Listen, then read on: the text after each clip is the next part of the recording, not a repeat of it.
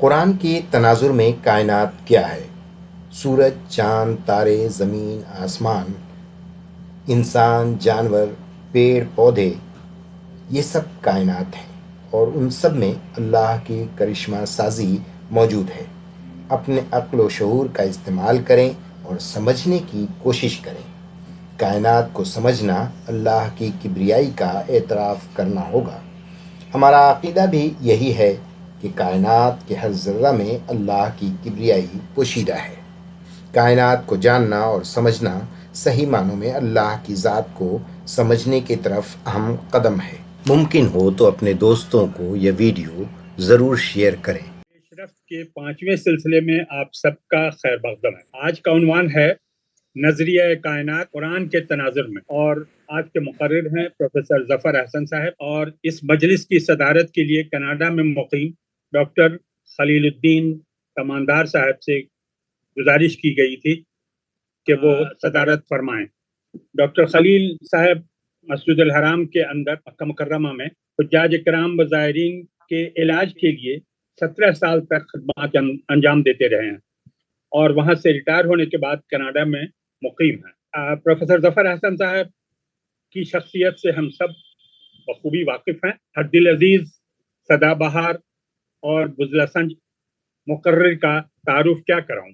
آپ کی تعلیم اسکول سے کالج اور کالج سے یونیورسٹی تک اسی دانشگاہ علی گڑھ مسلم یونیورسٹی میں ہوئی، اور پھر ملازمت شروع کر کے پروفیسر اور کامیاب چیئرمین کے عہدے سے چند سال قبل ریٹائر ہوئے۔ علی گڑھ مسلم یونیورسٹی کا شعبہ ریاضی 2014 سے، یعنی انہی کے زمانے سے، پورے ملک کا نمبر 1 شعبہ رہا ہے، اور آج بھی نمبر 1 ہی ہے۔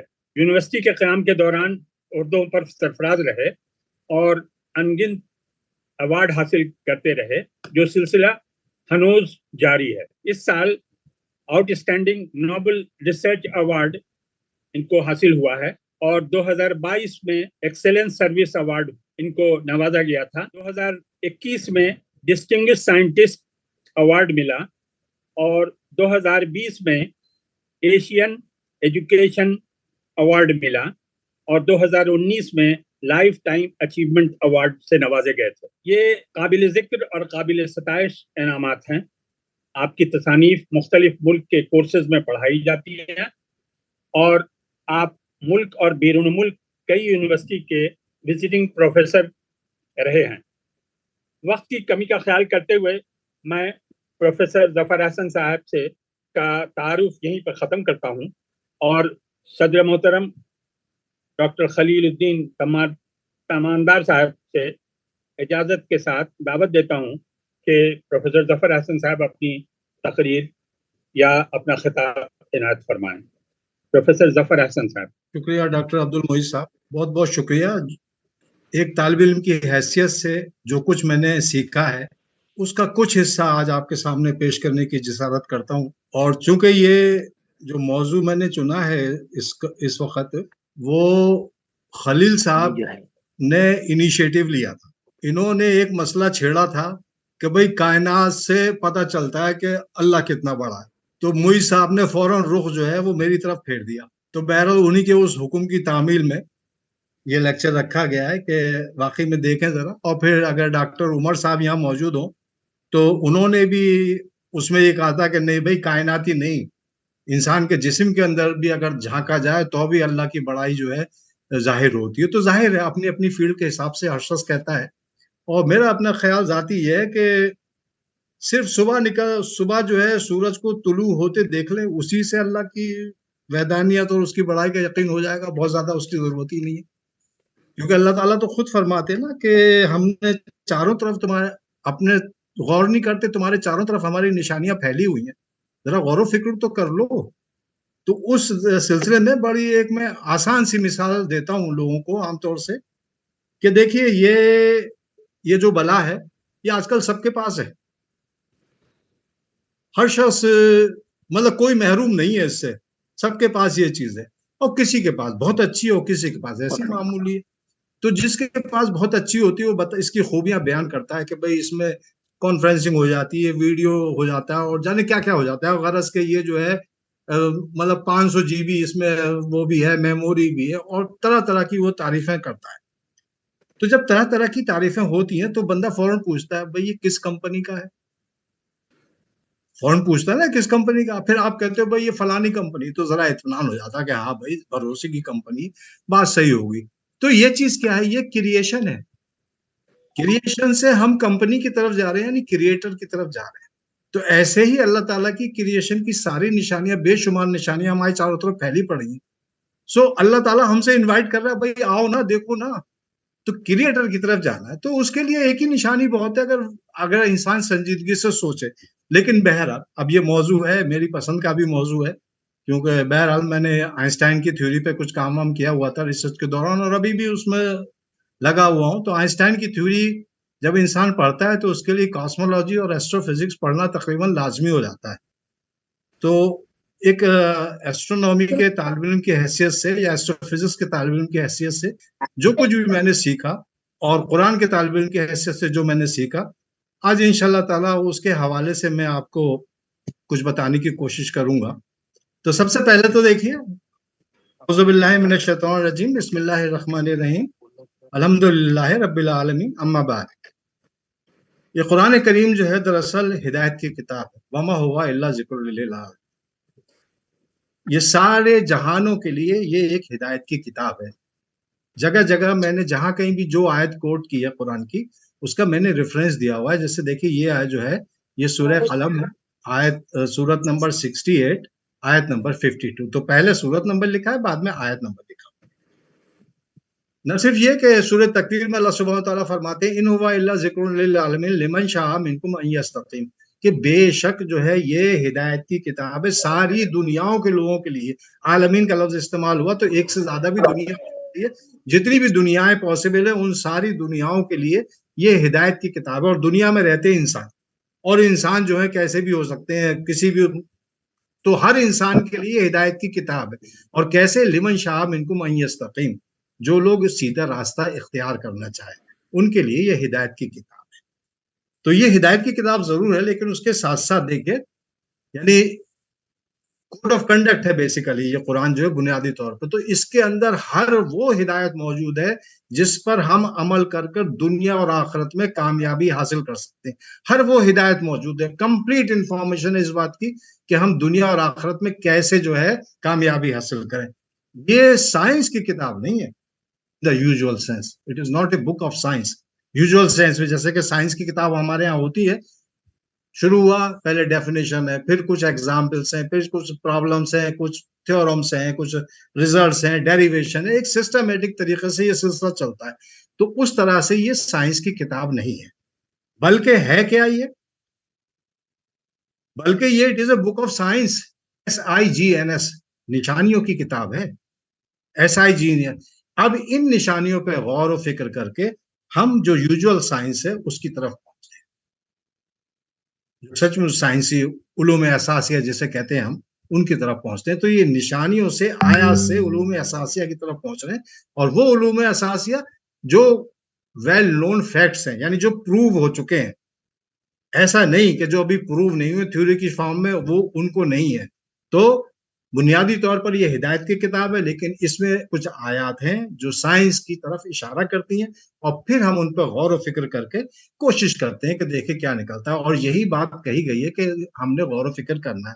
پورے ساتھ میں اللہ سبحانہ تعالیٰ فرماتے ہیں کہ دیکھیں کتاب انزلناہ الیک مبارک لیدبروا آیاتہ ولا یتذکر اولو الالباب.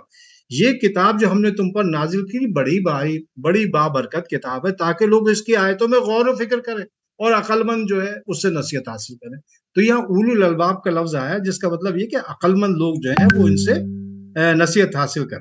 اچھا، جب غور و فکر کریں تو قرآن کریم جو ہے وہ سائنٹیفک ٹیمپرامنٹ کی بھی بات کرتا ہے. اور یہ سورہ آل عمران میں دیا ہوا ہے.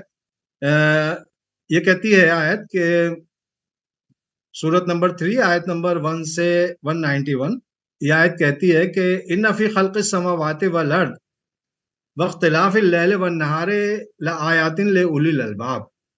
آسمانوں اور زمین کا بنانا اور رات اور دن کا آنا جانا، اس میں نشانیاں ہیں ان لوگوں کے لیے جو عقل رکھتے ہیں.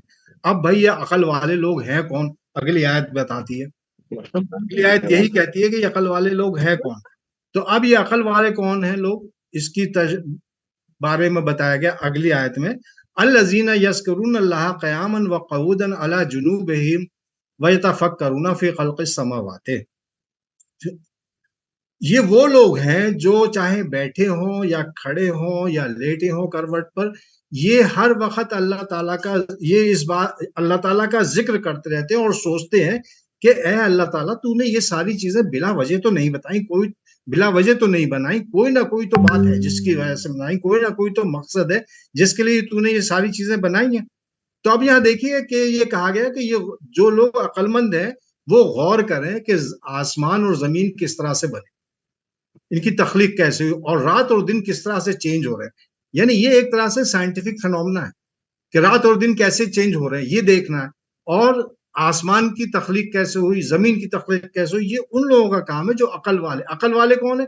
جو ہر دم اللہ کا ذکر کرتے ہیں اور سوچتے رہتے ہیں، چاہے کھڑے ہوں بیٹھے ہوں لیٹے ہوں کچھ بھی کر رہے ہوں، سوچتے رہتے ہیں کہ اللہ تعالیٰ تو نے بلا وجہ نہیں بنایا، کچھ تو ہے جس کی وجہ سے تو نے بنایا. تب آپ دیکھیں کسی ایک سچ مچ کے سائنسداں کو دیکھیں، وہ بھی تو یہی کام کرتا ہے. کوئی ایک پرابلم پکڑتا ہے اور صبح شام اٹھتے بیٹھتے سوتے جاگتے اسی کے بارے میں سوچتا رہتا ہے، اور جب تک اسے حل نکل لیتا آگے نہیں بڑھتا. تو ہم سے اللہ تعالیٰ چاہ رہا ہے، یعنی جن لوگوں کو عقل دی، اور الحمدللہ یہاں جتنے لوگ ہیں سب پڑھے لکھے لوگ ہیں تو عقل ہے ہی بہرحال کہیں نہ کہیں سے تھوڑی بہت. تو ہم سے کہا گیا ہے کہ یہ کام ہمارا ہے، اس طرح کی نشانیوں پر سوچنے کا یہ کام ہمارا ہے. آگے دیکھتے ہیں. تو بہرحال یہی موضوع ہے آج کے گفتگو کا، تھیوریز آف یونیورس، ایک قرآنک پرسپیکٹو. اس کے بارے میں دیکھتے ہیں. اور سورہ بقرہ میں اللہ سبحانہ تعالیٰ فرماتے ہیں کہ سبحانک لا علم لنا الا ما علمتنا انک انت علیم الحکیم. تو پاک ہے، جتنا علم تو نے ہمیں بخشا اس کے سوا ہمیں کچھ معلوم نہیں، اور بے شک تو دانا اور حکمت والا ہے. تو ایز اے اسٹوڈنٹ مجھے جو کچھ تھوڑا بہت آتا ہے، ظاہر اللہ تعالیٰ نے تھوڑا سا علم دیا ہے، سب کچھ علم نہیں دیا ہے. جو کچھ علم دیا اسی علم کی روشنی میں کچھ چیزیں آپ کے سامنے پیش کرنے کی کوشش کروں گا. تو اب چونکہ ہم یہ کائنات کے بارے میں ذکر کر رہے ہیں تو دیکھیں ذرا کائنات میں جو ہے وہ کس طرح کی چیزیں جو ہیں وہ کس طرح کے ایشوز جو ہیں وہ کاسمولوجسٹ کے سامنے ہوتے ہیں. ایک تو یہ کہ بھئی یہ جس یونیورس میں ہم رہتے ہیں وہ کس طرح سے بنا. سب سے پہلی بات، کیا یونیورس ایک محدود وقت پہلے پیدا ہوا تھا بغیر شروعات کے ہے، یا اس کا کبھی خاتمہ ہوگا ابھی یا نہیں ہوگا، یعنی اس کے مستقبل کیا ہے، فیوچر جس کائنات میں ہم رہ رہے ہیں. اور جس کائنات میں ہم رہ رہے ہیں اس میں میجر کانسٹیٹیوئنٹ کیا ہے، یعنی میجر چیزیں کون کون سی ہیں. اب یہ میٹر اور ریڈیشن جو ہے کیسے اوریجنیٹ ہوا. سب سے پہلے یونیورس میں میٹر جو ہے مختلف فارم میں پایا جاتا ہے، گیلیکسیز، کلسٹر، نیبولا اور پلینٹس وغیرہ کی فارم. تو اب یہ میٹر اسی فارم میں سمپلر فارم میں اوریجنیٹ ہوا. تو کاسمولوجسٹ عام طور سے انہی چیزوں کے بارے میں تحقیق کرتے ہیں اور ان کے جوابات ڈھونڈنے کی کوشش کرتے ہیں. کچھ جوابات ڈھونڈے بھی ہیں. ہم نے یہ دیکھنا ہے کہ قرآن کا ویو کیا ہے سارے سلسلے، کہ قرآن کا ویو کیا ہے. یہ ہمیں ذرا کوشش کرنی ہے اس بارے میں کہ قرآن کا نظریہ دیکھیں. ذرا دیکھیں، ہم یونیورس کے بارے میں بات کر رہے ہیں تو ایک یہ تصویر نیٹ سے لے لی ہے میں نے جس میں ساری چیزیں دکھائی گئی ہیں، سسٹمیٹک وے میں نہیں، بس یہ بتایا گیا کہ یونیورس کے کانسٹیٹیوئنٹس کیا ہوتے ہیں. تو اب یہ کانسٹیٹیوئنٹ جو ہے ظاہر ہے کیسے بنے، کس طرح سے ان کی تخلیق ہوئی. ظاہر ہے اللہ سبحانہ تعالیٰ نے ساری چیزیں بنائی ہیں، لیکن سائنس تو کچھ اور کہتی ہے. تو اس لیے جو ہے ذرا یہ ساری تصاویر ایک رفلی طور پہ دکھا دی گئی کہ اس طرح کی چیزیں آسمان میں پائی جاتی ہیں ہمارے یونیورس میں جس میں ہم رہتے ہیں. اور اسی میں سے ایک حصہ ہم نے کائنات کا یہ لیا. یہ آسمان کا ایک ایسا حصہ ہے جس کے بارے میں ایسٹرونومرز یہ کہا کرتے تھے، ایسٹروفزسسٹ کہتے تھے، جب ہمارے پاس دوربینیں اچھی والی نہیں تھی تو یہ بالکل یہاں پہ کچھ بھی نہیں تھا. تو وہ یہ کہتے تھے کہ یہ جگہ ایسی ضرور ہونی چاہیے یہاں پہ کہ کچھ نہ کچھ ہوگا ضرور یہاں پہ، ایسا نہیں ہے کہ خالی جگہ ہو. اب بہرحال کچھ دنوں کے بعد جو ہے جب ہمارے پاس بہت زیادہ ٹیکنالوجی ڈیولپ ہو گئی اور ہم نے ٹیکنالوجی بنا لی خوب ساری، تو تب پتا چلا کہ بھئی یہ جگہ تو بھری پڑی ہے کہکشاؤں سے. اب یہ جتنی بھی چیزیں یہاں پہ پائی جا رہی ہیں، آپ دیکھیے یہ جو چیزیں پائی جا رہی ہیں یہاں پہ، یہ جتنے بھی ڈاٹس نظر آ رہے ہیں یہ ساری کی ساری گیلیکسیز ہیں. یہ ستارے نہیں ہیں، ستاروں کا مجموعہ ہے، مختلف فارم ہے، وہ گیلیکسی ہیں۔ اب ان گیلیکسیز کو یقیناً کسی نہ کسی نے تو بنائی ہے اور کسی لا کے تحت بنایا، اور اللہ سبحانہ و تعالیٰ اسی بات کو کہتے ہیں کہ کائنات میں جتنی بھی چیزیں ہیں ہم نے ان کو ایک لا کے ذریعے بنایا۔ اللہ خالق کل شیء وہو علی کل شیء وکیل، کہ اللہ ہی ہر چیز کا خالق ہے اور وہی ہر چیز کا نگراں ہے، یعنی یہ نہیں کہ اس نے پیدا کر کے ایسی چھوڑ دیا، نگراں بھی ہے۔ لہو مقالید السماوات والارض، اور اسی کے پاس چابیاں ہیں آسمانوں اور زمین کی۔ تو یہاں پہ چابیوں سے مراد تالے چابی والی چابی نہیں ہے، بلکہ قانون ہے۔ تو اللہ ہی تعالیٰ کے قانون ہے، اس پوری کائنات میں کار فرما ہے۔ اللہ تعالیٰ نے جو بھی چیز پیدا کی ہے ایک قانون کے تحت پیدا کی ہے، یہ سارے قانون اسی کے ہیں۔ ہم ان قانون کو دریافت کر سکتے ہیں، بس صرف ہمارے اپنے کوئی قانون نہیں۔ آپ نے اپنے اسکولنگ میں سنا ہوگا یا یونیورسٹی میں پڑھے ہوں گے، تب آپ نے دیکھا ہوگا، یا ابھی بھی آپ کو کتابیں دیکھیں میکینکس کی یا فزکس کی یا میتھمیٹکس کی، ان میں لکھا ہوتا ہے نیوٹنس لا آف گریویٹیشن، یعنی جب تک کہ نیوٹن نہیں تھا گریوٹی نہیں ہوتی تھی۔ نیوٹن آیا، اس کو نے کہا کہ نیوٹنس لا آف گریویٹیشن، کیونکہ نیوٹن کا قانون لکھا گیا ہے نہیں، یعنی نیوٹن کے قانون کو دریافت کرنے کی ایک لمبی چوڑی کہانی ہے۔ بس صرف اتنا سمجھ لیں کہ وہ باغ میں بیٹھا تھا، اس کے سر پہ سیب گرا، اس نے سوچا کیوں گرا، کیسے گرا، اوپر کیوں نہیں اٹک گیا، وغیرہ وغیرہ۔ اس نے غور و فکر کیا اور چنانچہ ایک لا ڈھونڈ لیا کہ بھئی یقیناً زمین کے اندر کوئی نہ کوئی ایسی قوت ہے جو چیزوں کو اپنی طرف کھینچتی ہے، اور اسی کو لا آف گریویٹیشن لا کہا گیا۔ تو کتابوں میں یہ لکھا ہے نیوٹنس لا آف گریویٹیشن، یعنی جب تک کہ نیوٹن نہیں آیا تھا، جب تک کہ سیب گرتے نہیں تھے پیڑوں پر سے، کوئی سیب نہیں گرتا، بلکہ کوئی چیز گرتی ہی نہیں تھی۔ نیوٹن آیا، اس نے قانون بنایا، تب چیزیں گرنا شروع ہوئی۔ تو نہیں، یہ لا ہے اللہ تعالیٰ کا جس کو نیوٹن نے ڈسکور کیا۔ تو میں اپنی کلاس میں ہمیشہ ایسا پڑھایا کرتا تھا، this is the law of gravitation discovered by Newton. تو قدرت کے جتنے بھی قانون ہیں یہ سارے اللہ تعالیٰ کے، ہم انہیں ڈسکور کر سکتے ہیں کیونکہ اللہ تعالیٰ نے ہمیں ایک بہترین قسم کی فیسلٹی دی ہے، اور وہ فیسلٹی ہے علم الانسان ما لم یعلم، کہ ہم نے انسان کو وہ علم دیا جو وہ نہیں جانتا تھا۔ یعنی انسان لفظ آیا یہاں پہ، یہ نہیں ہے علم المسلم ما لم یعلم کہ وہ صرف مسلمان ہی ہے۔ ہر وہ شخص جو سوچے گا، غور و فکر کرے گا، اللہ تعالیٰ اس کو وہ علم دے دے گا۔ انسان ہونا چاہیے، بس شرط اتنی ہے، ہر انسان کو، یعنی جانوروں کے لیے نہیں ہے۔ جانور کوئی لا ڈسکور نہیں کر سکتے، انسانوں کے لیے فیسلٹی دی ہوئی ہے۔ اور بہرحال میں اس فیسلٹی پہ ہمیشہ اتراتا ہوں، اور میرے خیال میں بہت سارے لوگ مجھ سے جسے کہتے ہیں سہمت ہوں گے اس بات پہ، انہیں اتراتا ہوں میں، کیونکہ میں ایسی یونیورسٹی سے بلونگ کرتا ہوں جس کا لوگو بھی یہی ہے اور موٹو بھی یہی ہے، علم الانسان ما لم یعلم۔ صرف یہی ایک چیز ایسی ہے جس پر میں نے ساری عمر فخر کیا، اور جب تک زندہ ہوں فخر کرتا رہوں گا کہ میں اس یونیورسٹی کا طالب علم ہوں، اور اس یونیورسٹی میں مجھے بہت کچھ دیا ہے۔ حالانکہ میں کچھ اتنا لوٹا نہیں پایا اس یونیورسٹی کو جتنا اس نے مجھے دیا ہے، لیکن پھر بھی بہرحال کوشش جاری ہے۔ تو جو بھی لوگ اس سے ایسوسیٹڈ ہیں یقیناً وہ مجھ سے متفق ہوں گے کہ انہیں بھی فخر ہونا چاہیے اس یونیورسٹی پہ۔ آئیے شروعات کرتے ہیں، دیکھیں جس یونیورس میں ہم رہتے ہیں اس کی بگننگ کیسے ہوئی، شروعات کیسے ہوئی اس یونیورسٹی۔ تو شروعات کا معاملہ یہ ہے کہ اس کی شروعات اس طرح سے ہوئی۔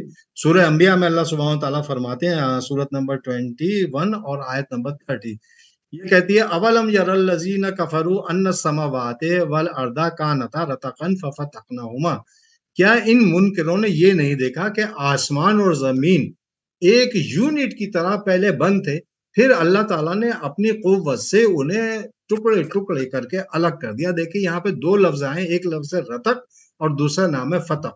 رتق کا مطلب ہوتا ہے باہم آپس میں اس طرح سے جڑے ہونا، جیسے اگر آپ نے لہسن دیکھا ہو تو لہسن کے جوے آپس میں ایک دوسرے سے جڑے رہتے، تو بس بالکل ویسے ہی سمجھ لیں کہ لہسن کے جووں کی طرح ہے، بالکل کہ اس طرح سے جڑے ہوئے، سب باہم ایک دوسرے سے جڑے ہوئے، زمین اور آسمان اس طرح سے جڑے ہوئے تھے۔ پھر اللہ تعالیٰ نے رتق کا مطلب یہ تو ہوا رتق، پھر آیا فتق، پھر اللہ تعالیٰ نے اپنی قوت سے اس کو ٹکڑے ٹکڑے کر کے بہت ہائی سپیڈ سے الگ کر دیا۔ یہ قرآن کریم میں بتایا گیا کہ جس کائنات میں ہم رہتے ہیں اس میں یہ پروگرام، یعنی وہ کائنات بنی اس طرح سے کہ آسمان اور زمین اس طرح سے جڑے ہوئے تھے آپس میں، پھر اللہ تعالیٰ نے اپنی قوت سے ان کو الگ الگ کر لیا۔ آگے بھی ہے وجعلنا من الماء کل شیء حی افلا، اور ہر چیز ہم نے پانی سے بنائی، اور کیا یقین نہیں رکھتے لوگ وغیرہ وغیرہ۔ تو ہمارا جو ہے مطلب ہم نے صرف اتنے حصے تک دیکھنا رتقن ففتقنا ہوگا کہ کائنات کیسے بنی.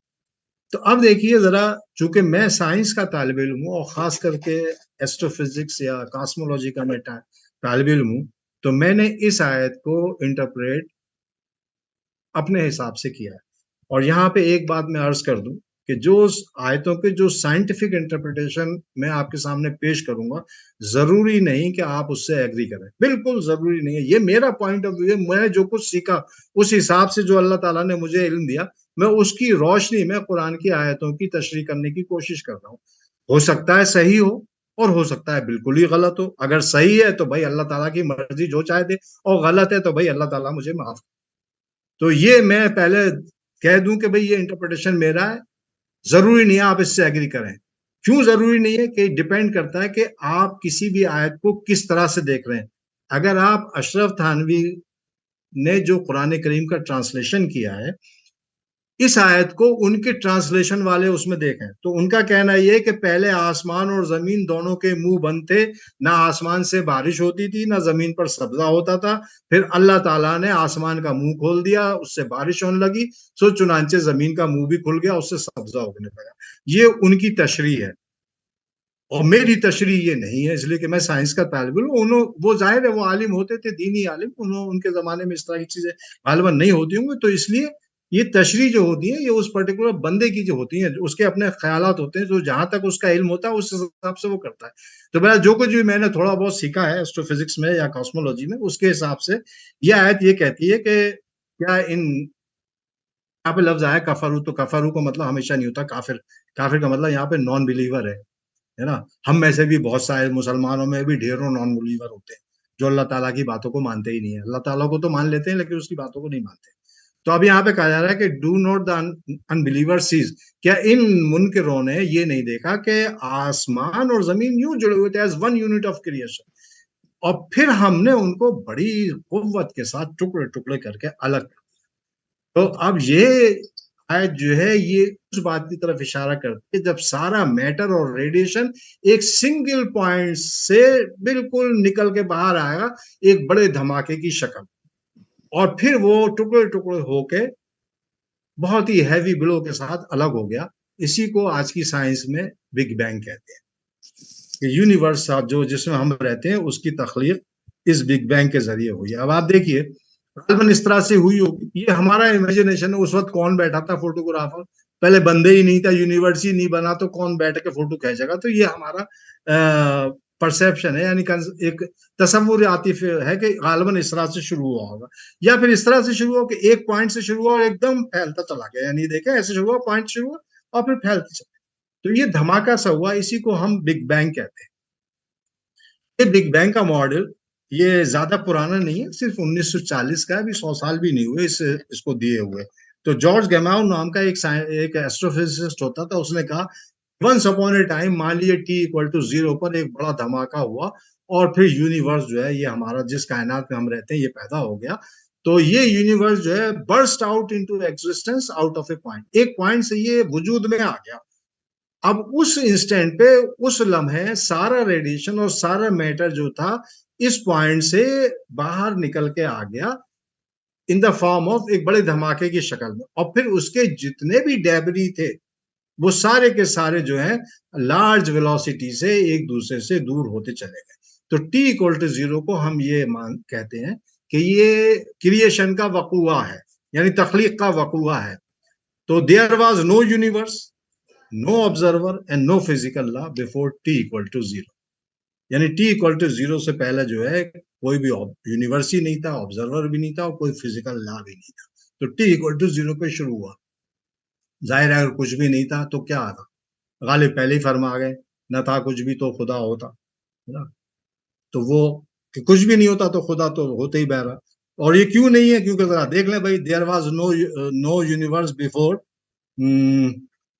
there was no before the beginning of our universe because once upon a time there was no time. تو یہی کہا جاتا ہے عام طور سے فقرہ اس بارے میں. آئیے آگے دیکھتے ہیں. اب T=0 جو ہے اس سے لے کے اب تک جتنا ٹائم گزرا یہ یونیورس کی ایج ہوگی، ہمارے کائنات کی ایج ہوگی. تو कैलकुलेशंस के जरिए और एक्सपेरिमेंट्स के जरिए पता चला है ये तकरीबन जो है 14 अरब साल हो चुके हैं हमारे यूनिवर्स की, यानी हमारे यूनिवर्स की उम्र जो है वो तकरीबन 14 अरब साल है। एक्चुअली है तो 13.8 अरब, लेकिन हम उसे रफली ले लेते हैं 14 अरब साल। इतनी बड़ी गिनती में अगर 2-4 बढ़ भी जाए तो कोई फर्क पड़ने वाला नहीं है। तो रफली ये उम्र है हमारी।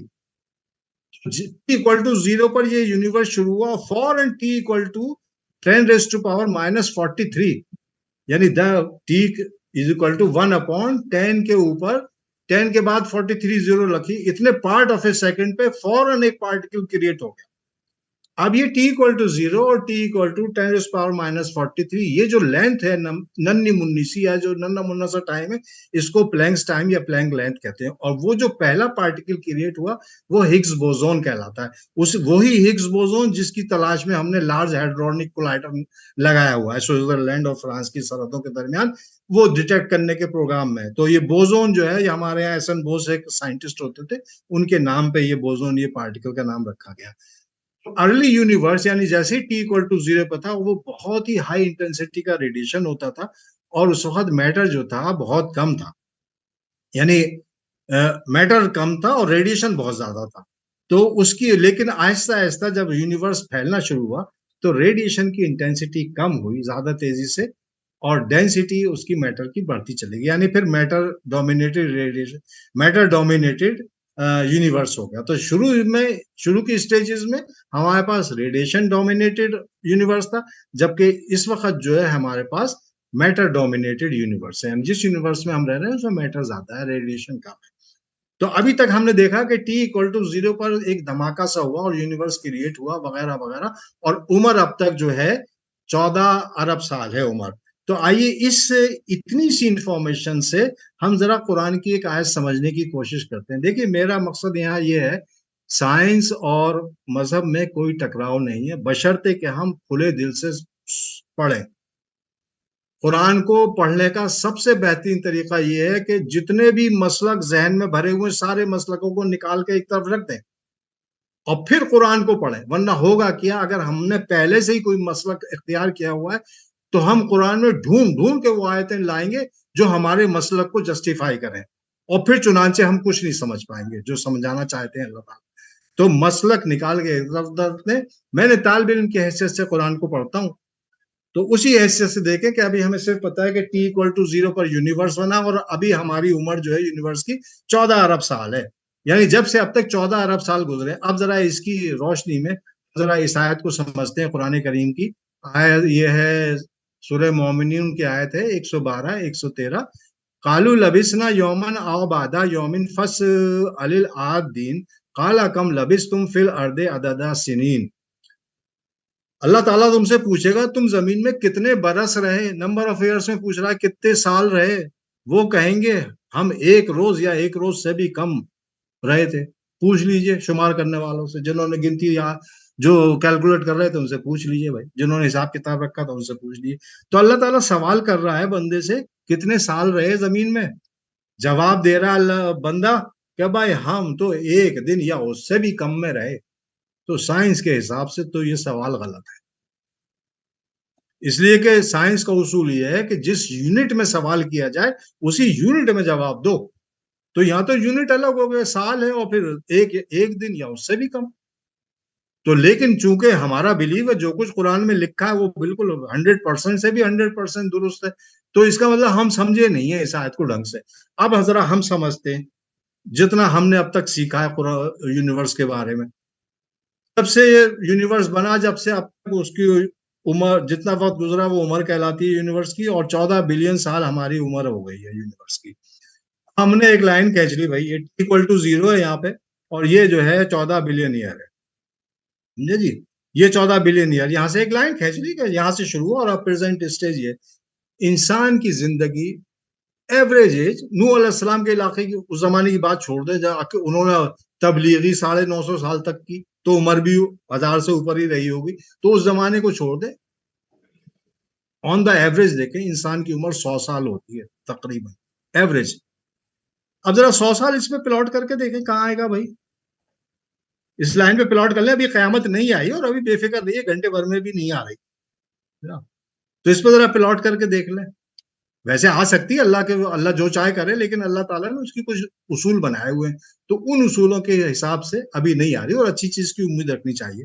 تو اب ذرا اس پہ ذرا اپنی ایج پلاٹ کریں، کیا آئے گا؟ 1 دن یا اس سے بھی، یعنی چند گھنٹے ہم اس دنیا میں ہمارا قیام ہے.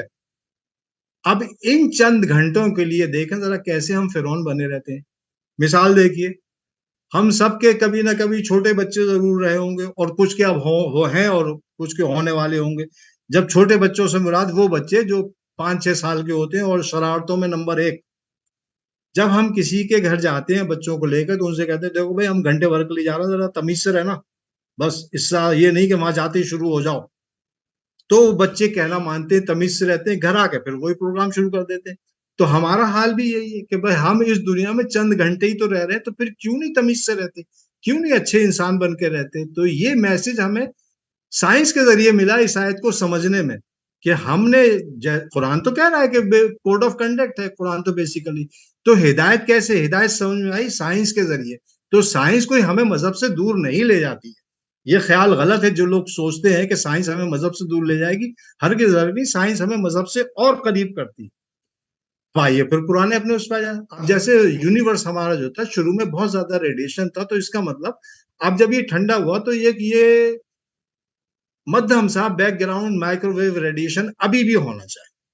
اور یہ تصور کی جاتی ہے کہ یہ اس کی رمق ہے بگ بینگ کی.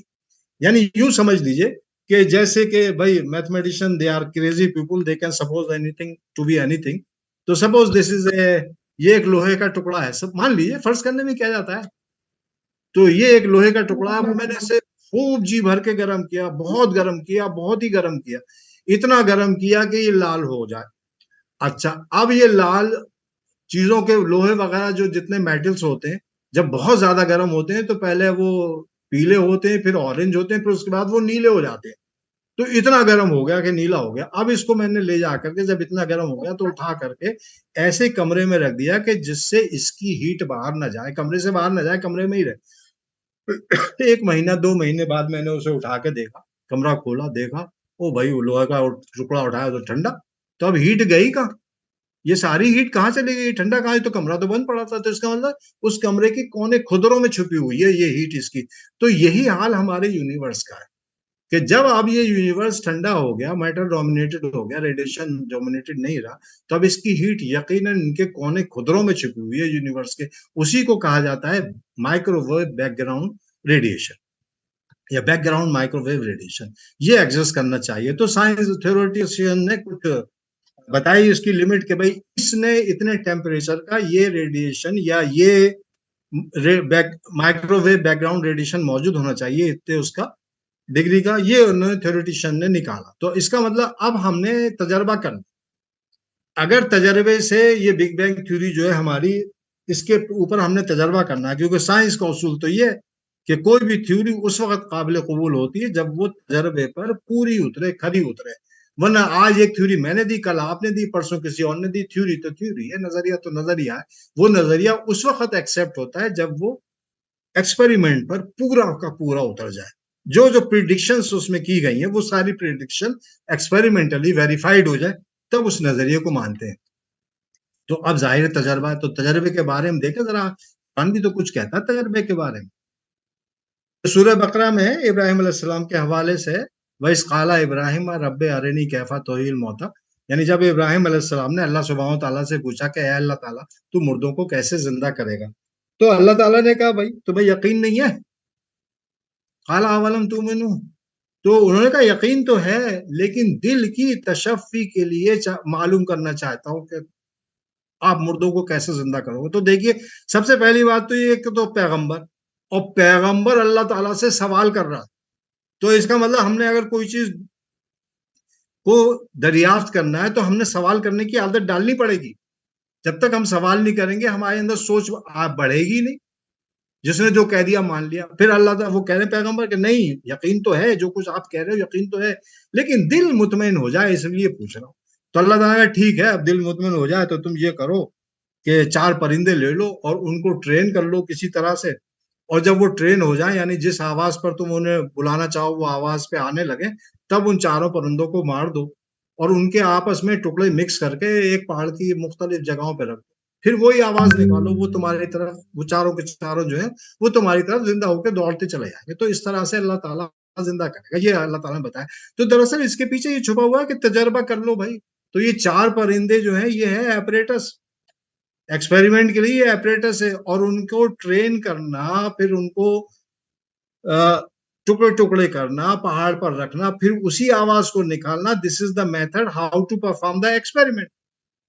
تو اللہ تعالیٰ نے بتا دیا کہ دیکھیں دل کی تشفی کے لیے جو ہے ایکسپیریمنٹ ضروری ہے. اگر تم دل کا اطمینان چاہتے ہو تو ایکسپیریمنٹ کرو. طریقہ بتا دیا. یہ چلیے، تو ظاہر ہے ہم نے کہاں دھیان دینا، ہم صلات روزانہ ادا کرتے ہیں، اسی کی چیزیں ہمیں نہیں پتا کہ کیا پڑھ کے چلے آ رہے ہیں. ان تو کس نے غور کرنا کہ تجربے کی اہمیت ہے. دوسری بلا وجہ میں دماغ لگائے پڑے. ولسن ہوا کرتے تھے 2 ایسٹروفزسسٹ، انہوں نے 1965 میں وہی microwave background detect کر لیا جو تھیوریٹیشنس نے جو ہے پریڈکٹ کیا تھا، یعنی -270 ڈگری سینٹی گریڈ. تو یہ temperature microwave background radiation تھا. لیکن سائنسداں تو بڑے جھکی ہوتے ہیں، وہ تو ان کا جب تک کہ ان کو دل کو اطمینان نہیں ہو جائے، سائنسدانوں نے سوچا کہ ایسا تو نہیں کہ انہیں گھپلے میں ہی مل گیا، کچھ اور انہوں نے ڈیٹیکٹ کر لیا اور نوبل پرائز لے بھاگے ہوں.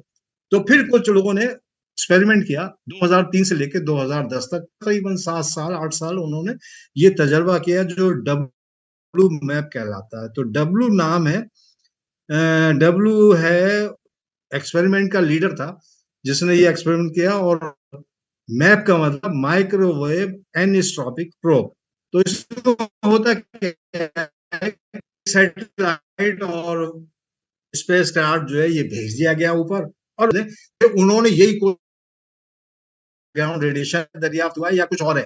چنانچہ وہ بھی اسی پہنچے کہ نہیں بھائی اتنا ہی ہے. تو چنانچہ یہ بگ بینگ تھیوری جو تھی وہ ایکسپٹ بھی ہو گئی اور ویریفائی بھی ہو گئی. تو اب اس فگر کو اگر آپ کے اسکرین پہ نظر آ رہی ہو آپ کو اچھی طرح سے، تو آپ دیکھیے گا یہاں پہ یہ سرخ رنگ کے ہیں، یعنی ایک تو پیلا ہے جو سرخ رنگ ہے. جہاں جہاں یہ سرخ رنگ ہے یہی وہ microwave background radiation ہے جو پورے یونیورس کے کونے قطروں میں چھپا ہوا ہے.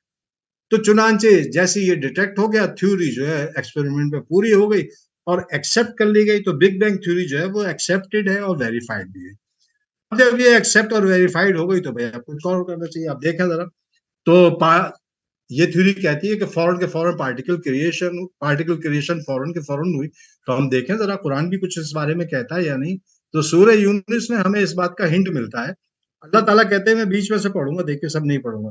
وَمَن يَعْزُبُ عَنْ رَبِّكَ مِثْقَالَ ذَرَّةٍ فِي الْأَرْضِ وَلَا فِي السَّمَاءِ وَلَا أَصْغَرَ مِنْ ذَلِكَ وَلَا أَكْبَرَ. اللہ سبحانہ وتعالیٰ کہتے ہیں کہ تم جس حال میں ہوتے ہو یا قرآن میں کچھ پڑھتے ہو یا تم لوگ کوئی اور کام کرتے ہو، جب اس میں مصروف ہوتے ہو تو ہم تمہارے سامنے ہوتے ہیں، اور تمہارے رب سے ذرہ برابر بھی کوئی چیز پوشیدہ نہیں ہے، نہ زمین میں نہ آسمان میں، نہ کوئی چیز اس سے چھوٹی یا بڑی. تو اب ذرہ جو ہے وہ اسے کہتے ہیں ایٹم. تو ایٹم سے چھوٹی چیز موجود ہے. اللہ تعالیٰ نے اس آیت میں باقاعدہ کہہ دیا کہ ایٹم سے چھوٹی چیز بھی ہے بھائی. ایسا نہیں ہے کہ اللہ تعالیٰ واقف نہ ہو، اللہ تعالیٰ ہر چیز سے واقف ہے. ذرہ ہو یا اس سے چھوٹی چیز ہو یا اس سے بڑی چیز ہو، اللہ تعالیٰ کے علم میں. تو ذرے سے چھوٹی یعنی ایٹم سے چھوٹی بھی کوئی چیز ہے، ہم اس کے ٹکڑے کر سکتے ہیں.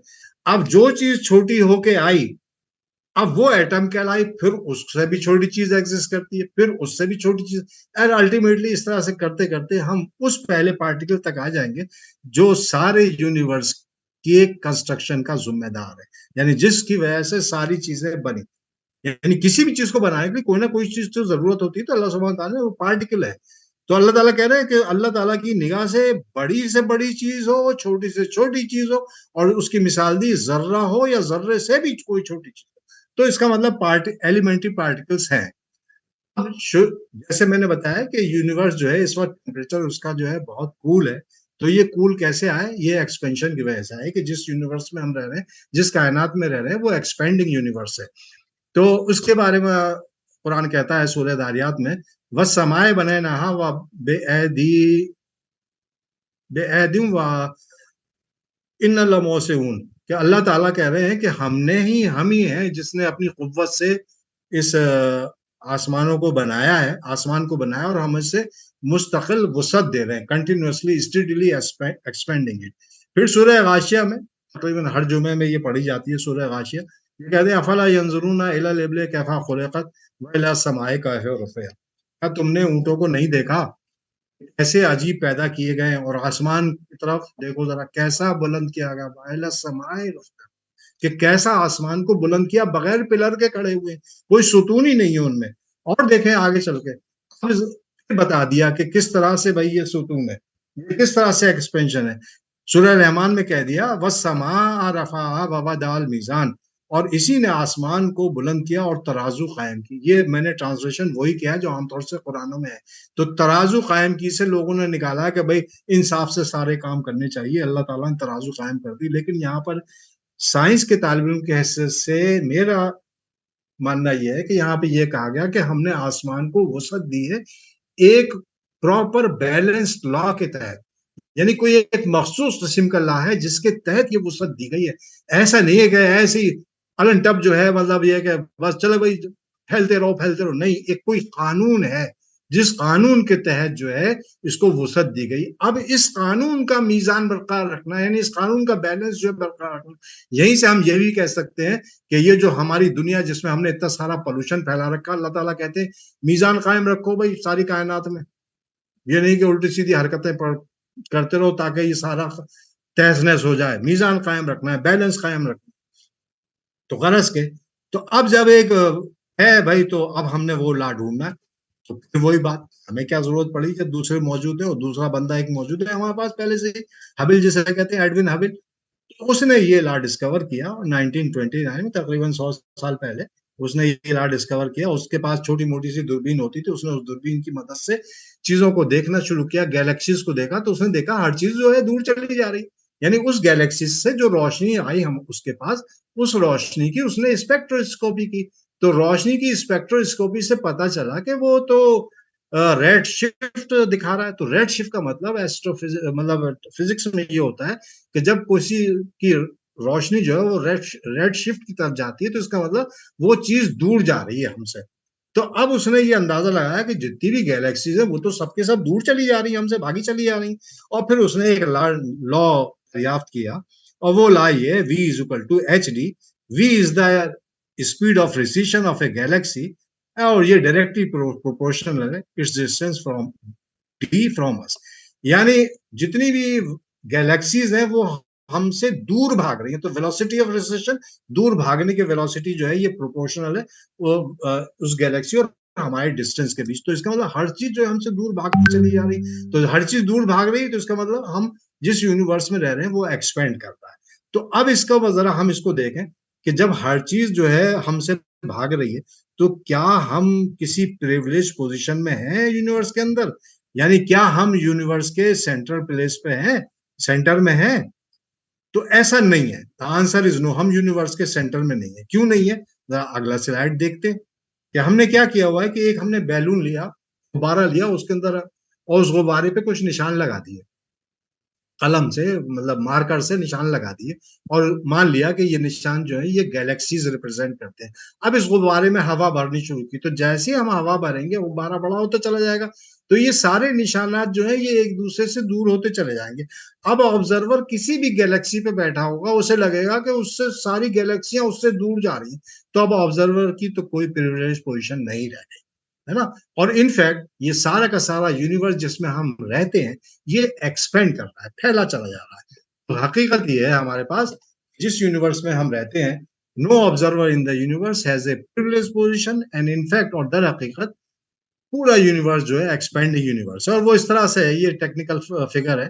یہاں جو یہ پوائنٹ کہلا رہا ہے سنگولرٹی کا مطلب وہ پوائنٹ جہاں پہ فزکس کے لاز ویلڈ نہ ہو وہ پوائنٹ جو ہے وہ سنگولرٹی کہلاتا ہے.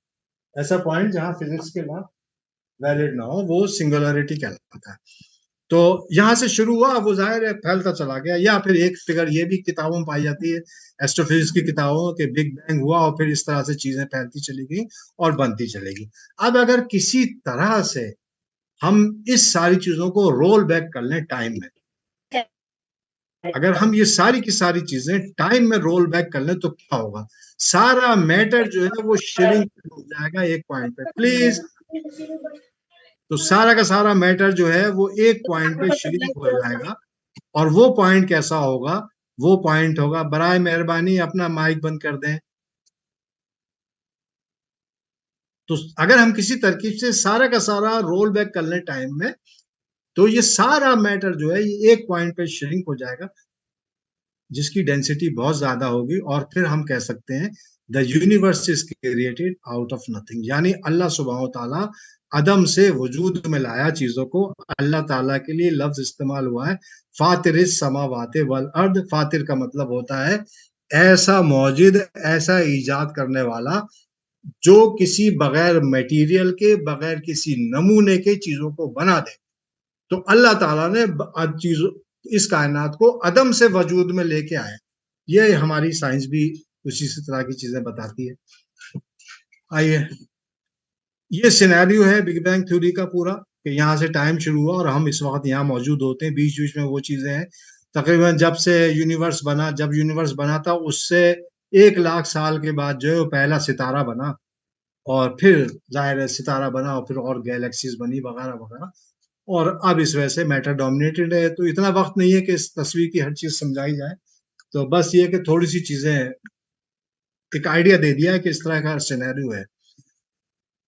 یہ فرمائشی پروگرام کے تحت یہ تصویر ہے کہ دیکھیے, جیسے میں نے پہلے پچھلا سلائیڈ دکھایا کہ دیکھیے یہ بگ بینگ تھیوری ہے. تو بگ بینگ تھیوری میں جیسے شروع میں ٹیمپریچر بہت زیادہ تھا, اگر آپ یہاں پہ غور دیکھیں 10⁻32 سیکنڈ پہ ٹیمپریچر تھا 10⁻27 ڈگری سینٹی گریڈ.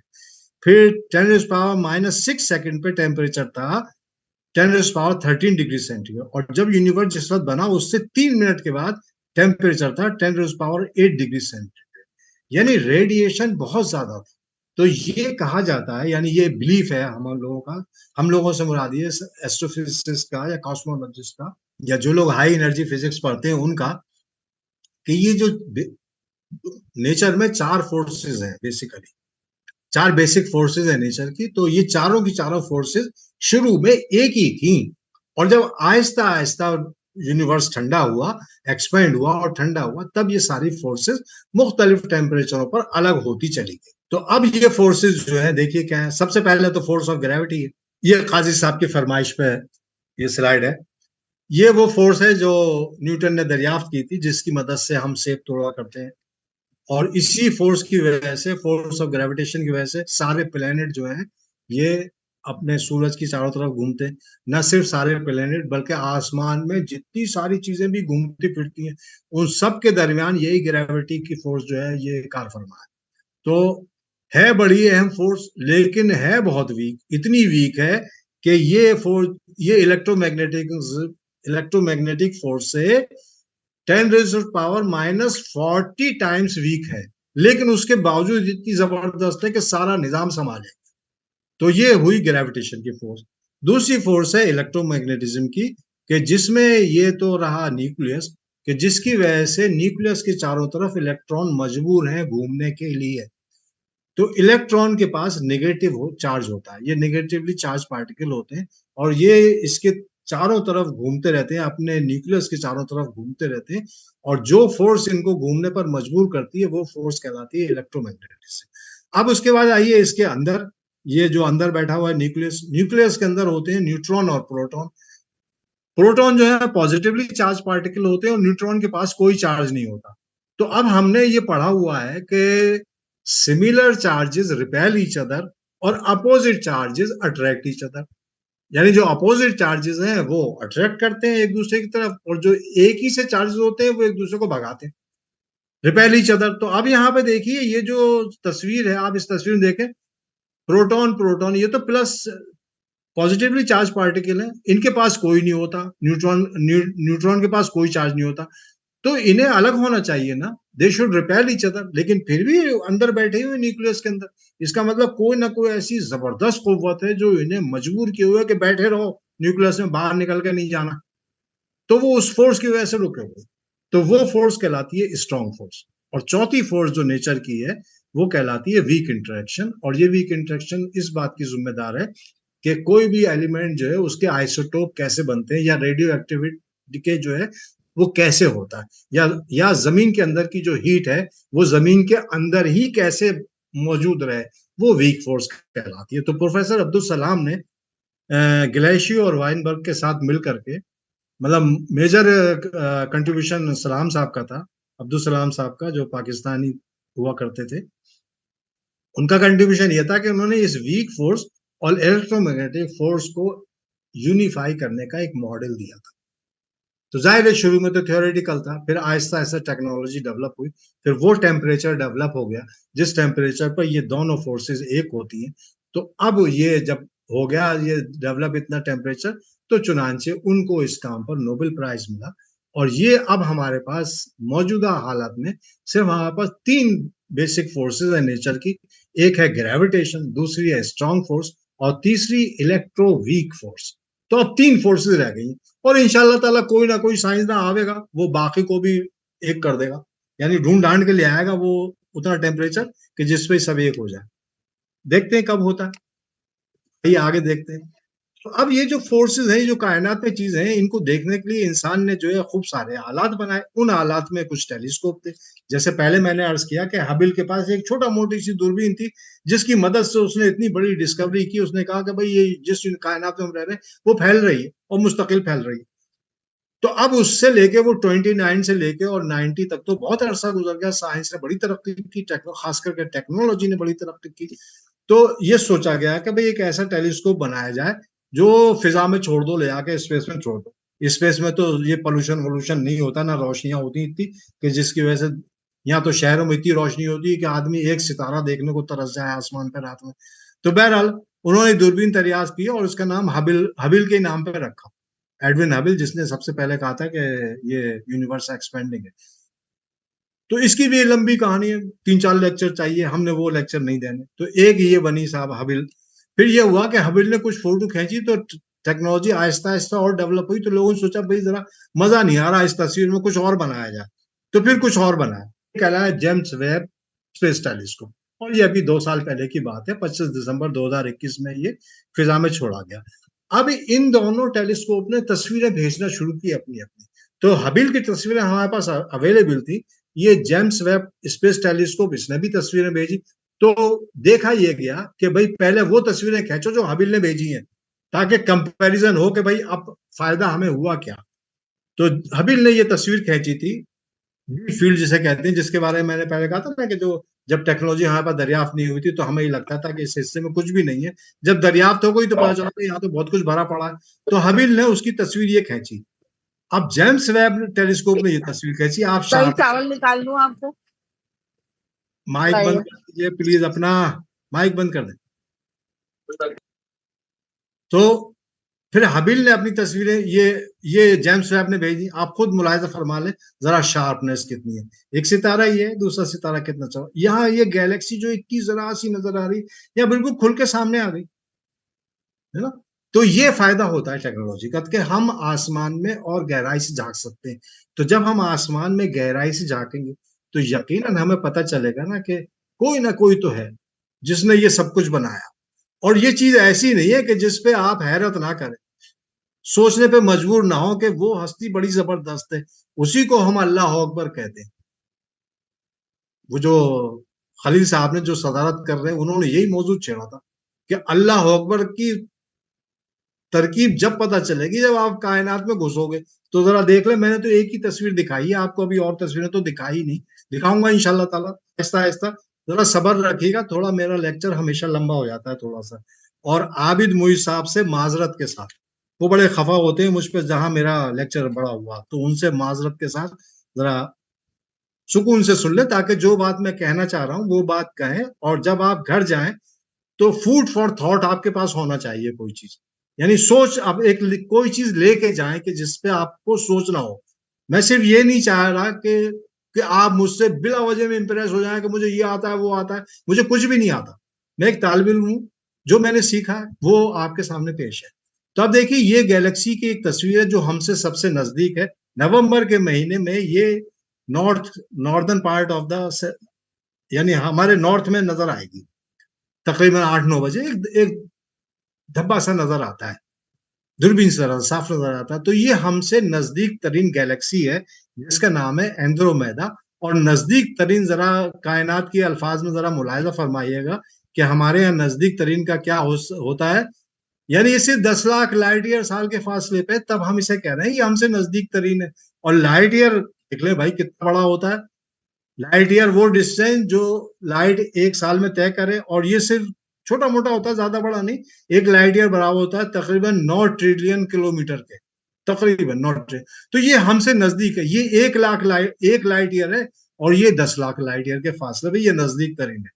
تو اس گیلیکسی میں، یعنی یہ جو نزدیک ترین گیلیکسی ہے، اس گیلیکسی میں ہمارے پاس تقریباً، اس گیلیکسی کے اندر تقریباً 200 بلین ستارے، 200 ارب ستارے اس گیلیکسی میں. اور اب تک ایسٹرونومرز 250 ملین گیلیکسیز دیکھ چکے ہیں. ہر گیلیکسی میں 200 ارب ستارے ہیں. اندازہ لگا لیں سورج ان میں سے ایک ہے. خود دیکھ لیں کہ اللہ تعالیٰ نے کیسی زبردست کائنات بنائی ہے. اب بھی اللہ اکبر نہ نکلے تو بیکار ہے بھائی. اللہ واقعی میں بہت بڑا ہے. اس کی عظمت جو ہے ہم تصور بھی نہیں کر سکتے کتنی. اب آپ دیکھ لینا خود. یہ ایک میں نے گیلیکسی دکھائی ہوئی ہے، اینڈرومیدا گیلیکسی، جو ہم سے نزدیک ہے. اس کے اندر رفلی تقریباً 200 ارب ستارے ہوتے ہیں. کوئی میں 400 بھی ہوتے ہیں، 200 سے 400 کے درمیان بھی ہوتے ہیں. اور ایسی اب تک ہم آبزرو کر چکے ہیں 250 ملین گیلیکسی. ہر گیلیکسی میں اتنے ہی ستارے، 200 ارب ستارے. تو کتنے ستارے ہو گئے؟ کاؤنٹ لیس ستارے ہو گئے. ان ستاروں میں ایک ستارہ سورج بھی ہے جس کے گرد ہماری زمین گھومتی ہے. اندازہ لگائیے کہ اللہ تعالیٰ کی قدرت کیا ہے. آئیے آگے بڑھتے ہیں. بات اپنے یونیورس کی چل رہی ہے. ہمارے پاس اب دوسرا یونیورس آیا. ایک یونیورس تو جو بگ بینگ سے شروع ہوا، اب مختلف ماڈلز آئے یونیورس کے. ایک کہلاتا اوپن یونیورس. تو یہ بگ بینگ سے شروع ہوا اور ایکسپینڈ ہونا چلتا چلا گیا اور ہوتے ہی چلا گیا. اچھا، اس کے اندر چونکہ میٹر کم ہوتا ہے تو ایکسپینشن رکتا نہیں، بلکہ یہ فار ایور ایکسپینڈ کرتا چلا جاتا ہے. اور پھر اس کی وجہ سے ڈینسٹی جو آہستہ آہستہ کم ہوتی چلی جاتی ہے اور پھر زیرو پہنچ جاتی ہے. تو اس سے ہوتا کیا ہے، گیلیکسیز جو ہے ہم سے دور ہوتی چلی جاتی ہیں اور چنانچہ وہ ایک دن جو ہے نظر آنا بند ہو جاتی ہیں. تو اس طرح کا جو یونیورس ہے وہ ان آبزرویبل ہو جاتا ہے، یعنی اوپن یونیورس. ایک یونیورس جو ہے وہ طرح کی تھیوریز لوگوں نے پیش کی. ایک یونیورس جو وہ کلوز یونیورس بھی کہلاتا ہے. کلوز یونیورس میں کیا ہوتا ہے کہ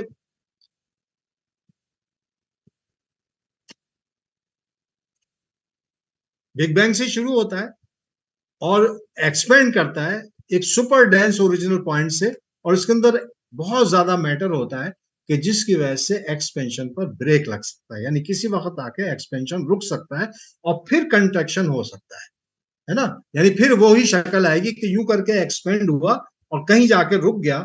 ڈینسٹی جو تھی انکریز کر رہی تھی، پھر وہ ایک جگہ جا کے کریٹیکل ڈینسٹی ہو گئی، پھر آہستہ آہستہ ڈینسٹی کم ہونا شروع ہوئی اور پھر وہ کنٹریکٹ ہوا. یعنی وہ ایک طرح سے میرر امیج ہوتی ہے ایکسپینشن کی. تو اب یہ کنٹریکشن جو ہے یہ میرر امیج ہو گئی ایکسپینشن کی. یہ یونیورس جو ہمیشہ فائنائٹ ہوتا ہے سائز میں اور ٹائم. اس کے اندر لارج ڈینسٹی جو کہ شروع میں ہوتی ہے وہ ایک کریٹیکل ویلیو پہ آ کے رک جاتی ہے، جو ایک خاص ویلیو ہوتی ہے، اور پھر کنٹریکشن اسٹارٹ ہوتا ہے اور پھر وہ اگین اس لارج ویلیو کی طرف جاتی ہے جہاں پہ سارا کا سارا میٹر دوبارہ کولیپس ہو جاتا ہے. اور پھر جب کولیپس ہوتا ہے تو اس کولیپس ہونے کی وجہ سے بہت زیادہ ہیٹ جو ہے، بہت زیادہ ٹیمپریچر جو ہے، یا بہت زیادہ حرارت جو ہے اس کولیجن کی وجہ سے پیدا ہوتی ہے. ٹوٹل کولیپس کے قریب اس وقت یہ یونیورس قریباً اپنی تباہی کے قریب ہوتا ہے، کلوز یونیورس. اس وقت ٹیمپریچر بہت زیادہ ہائی ہوتا ہے اور اس ہائی ٹیمپریچر کی وجہ سے سارا یونیورس اتنا زیادہ چمکدار ہوتا ہے کہ جو ستارے ہیں یا جیسے سورج ہے اور دوسرے سیلسٹیل آبجیکٹ، وہ چمکنا will cease to shine، یعنی چمکنا بند نہیں کرتے بلکہ cease to shine due to contrasting darkness. اور پھر کلوز یونیورس جو ہے اپنی خاتمے کی طرف اس روا دوا ہو جاتا ہے اور یہ ایک اس طرح سے ختم ہوتا ہے جس طرح سے وہ شروع ہوا تھا. تو کلوز یونیورس کی ہمیشہ ایک بگننگ ہوتی ہے اور ایک اینڈ ہوتی ہے. تو یہاں جو جیسے اوپر کہا گیا کہ جب یہ ساری آہستہ آہستہ ٹوٹل کولیپس سے پہلے ٹیمپریچر بہت زیادہ ہائی ہو جائے گا تو یہ چاند سورج جتنی چیزیں ہیں یہ تقریباً نظر آنا بند ہو جائیں گی. تو نظر آنا بند کیسے ہوں گی؟ کہ اس کو ایسے سمجھیے کہ جیسے آپ کے سامنے، سمجھنے کی بات ہے، یہ ہمارا بیک گراؤنڈ ہے اور یہ بیک گراؤنڈ بہت زیادہ سرخ ہے، یعنی بہت زیادہ یہاں پہ ریڈیشن ہے اس بیک گراؤنڈ میں، ریڈیشن کی وجہ سے سارا بیک گراؤنڈ جو ہے بالکل سرخ رنگ کی روشنی سے بھرا ہوا ہے۔ تو اب اگر ہم یہاں پر ایک کینڈل جلائیں گے، ہے نا، تو کینڈل کی روشنی جو ہے اس بیک گراؤنڈ کی وجہ سے ہمیں نظر نہیں آئی۔ کینڈل تو روشن ہے لیکن روشنی نظر آئے، کیونکہ روشنی ہمیں جب نظر آتی جبکہ بیک گراؤنڈ میں ڈارکنیس ہو، جبھی تو نظر آئے گی۔ یا اور آسان طریقے سے سمجھ لیں، ابھی آپ کے پاس جو ہے ایک 5000 واٹ کا بلب ہے، 5000 واٹ کا بلب جلا کے بیٹھ جائیے، اس کے سامنے کینڈل جلائیے ننھی منی سی، تو وہ ایسا لگے گا کہ کینڈل کی روشنی ہے ہی نہیں جبکہ کینڈل جل رہی ہے، کیونکہ اس کے بیک گراؤنڈ میں چمکدار ہے۔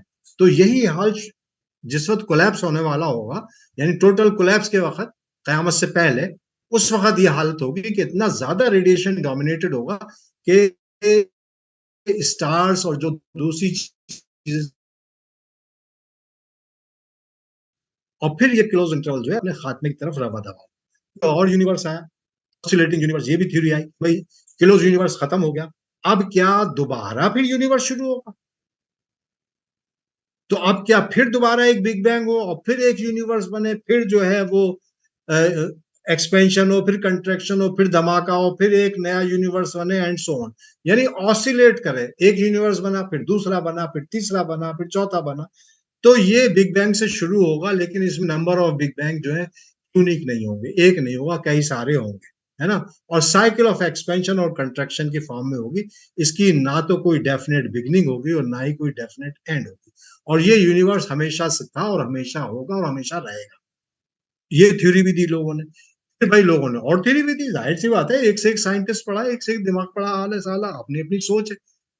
یہ اسٹڈی اسٹیٹ یونیورس کی تھیوری دی، انہوں نے کہا کہ بھائی یہ بغیر اس کی تو نہ کوئی شروعات ہے نہ کوئی خاتمہ، ہمیشہ سے تھا اور ہمیشہ سے ہے۔ اب کیسے تھا ہمیشہ سے، یہ تھیوری یہ ایکسپلین نہیں کر پاتی۔ اس میں جو ہے میٹر ایک دم سنگل ایکسپلوشن کی طرح سے نہیں ہوا، بلکہ آہستہ آہستہ تھوڑا تھوڑا کر کے جو ہے پیدا ہوتا رہا، پورے سارے وقت یونیورس میں یہ کام ہوتا رہا۔ یہ تھیوری یہ کہتی ہے، لیکن ایکسپیریمنٹ پر یہ بالکل بیکار ثابت ہوئی۔